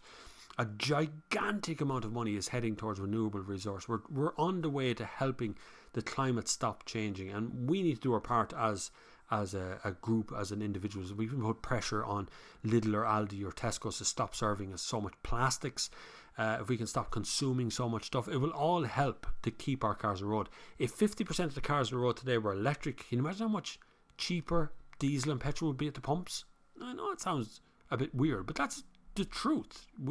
The demand would be down, and so petrol and diesel would get cheaper. That's just the way it is.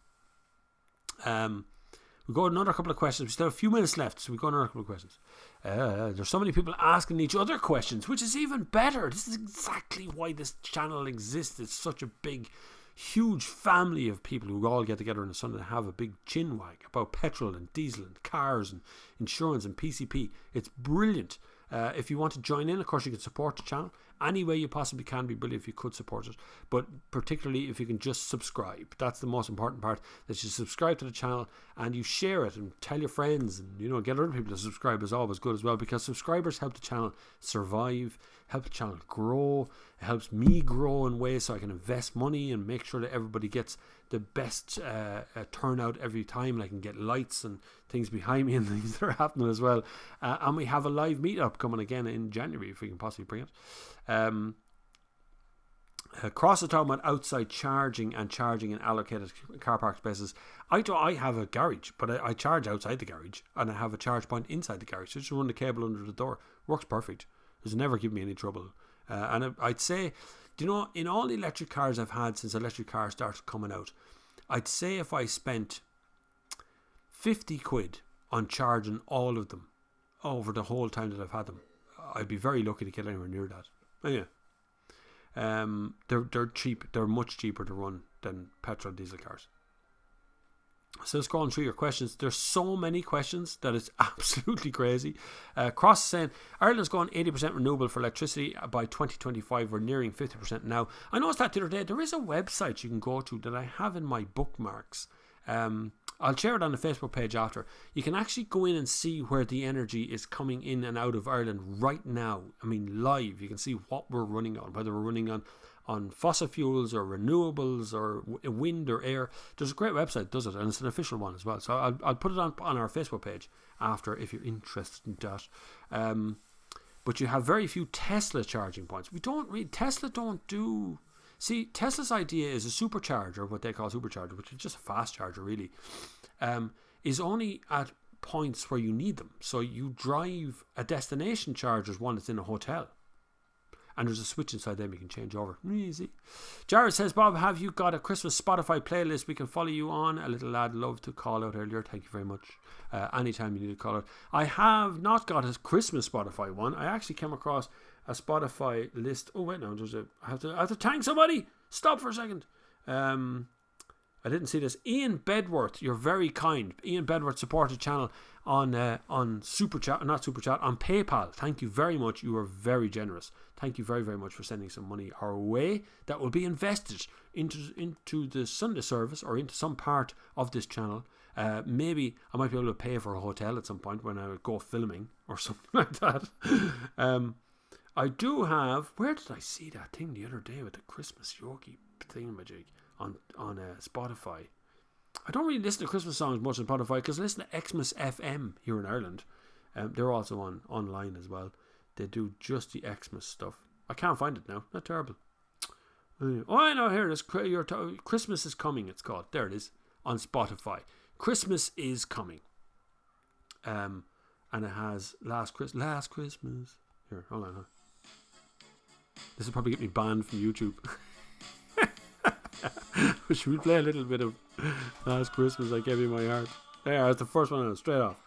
Stop playing now before I get a match on the system and get the whole thing banned offline straight away. The message was held for review. This message is held for review. I love that. Where are we? We're still going. It's 4 o'clock now. We'll keep going for a little bit because there's so many of you still here and still going, which is brilliant. Anybody who is listening on our podcast system who was out, and I know there are at least 2 people who listen on podcasts because they email me quite regularly to tell me that they had a 2-hour run to this podcast. Your 2 hours is up. You need to stop running. But there are a few runners out there, and a big shout out to anybody who's putting in the mileage. And I know the feeling where you're just putting in the mileage month after month. Every month you're going out for a run every day or twice a week or 3 times a week. Remember, you're doing more exercise than a person who's sitting on the couch watching television eating a box of roses like me. But I will try and catch up on you at some point. But anybody who's out on a run, huge shout out. You're my hero every single time for all the running that you all do every year and the amount of time. And of course the European Championships are on today, and Kerry was out there running today, who's an ex-Olympian. She was out there today. We've got some Irish representation out there as well. If you ever want to get running, talk about running, myself and Paddy Common are looking right now. We're kind of talking about bringing back the run gear for next year, which would be a bit of crack. Cross, by the way, there's a good mention. Cross has just put in the smart grid dashboard thing, Air Grid. That is exactly what I was talking about. There's the link to open up that you can have a look and see how Ireland is getting its energy right now, what we are consuming from, whether it be fossil or renewable or so on. You can get that on a link there, smartgriddashboard.airgrid.com, and it shows you each one of the systems that we're using for energy. Also, if you're interested in air quality or anything like that, the EPA have a section on their website that allows you to look at air quality in Ireland in general. Portlaoise is monitored live, so you can actually see Portlaoise has live monitoring systems up that checks it hourly, so you can check that. But if you look at Dublin, you can see over time the air quality and what kind of chemicals are released into the air quite regularly, which is kind of frightening at times, but you know, it's down to dosage and stuff like that. Very informative pod, one of the best. Thank you very much. You're very kind. You're all very good. Hopefully this will continue going on for the next few months if I don't get banned for playing White Christmas. Last Christmas is not even a Christmas song. It has the word Christmas in it. Last Christmas you gave me my heart, then you gave it away. Loads more. There's Michael Bublé's. There's all sorts of ones there. It's called Christmas is Coming, and I didn't make it, but I think it's made by Spotify themselves actually, but it's actually pretty good for the Christmas tunes that are out there. I do have a spot. If you search for me on Spotify, this podcast is on Spotify. Thank you, Spotify, you're most kind. But also I do have a playlist up there. It's called Driving with Bob Flavin, so you can actually look at that one, and I do update that every once in a while. You have been absolutely beautifully kind today in all of your dealings with me. Thank you very much for joining in the Sunday service. It's been an absolute massive entertainment with every one of you today. Hopefully you will join me here again next week at 2 p.m. for the Sunday service live. You can, of course, support the channel in multiple ways. It survives because of you. It survives because you help it survive and grow in every way and every day. I'm very happy to have you all attached and keep this community moving forward. Our community spread it, of course, over onto Facebook. If you want to join us there, there's links in the comments. you will see to go straight to our Facebook page. You can join us, and that's where our general chit chat happens all week long when I'm not making a video. If you want, you can subscribe here, of course, and you can have everybody attached to you. And I will put up some stories on the Facebook stories app thing, which is, or not Facebook stories, but YouTube stories, which you find in the YouTube app. I'm showing that to the screen at the moment. Just beneath, you can see my Sunday service is actually still live. It's showing as live there on the top. But underneath that, you see these stories thing going across here.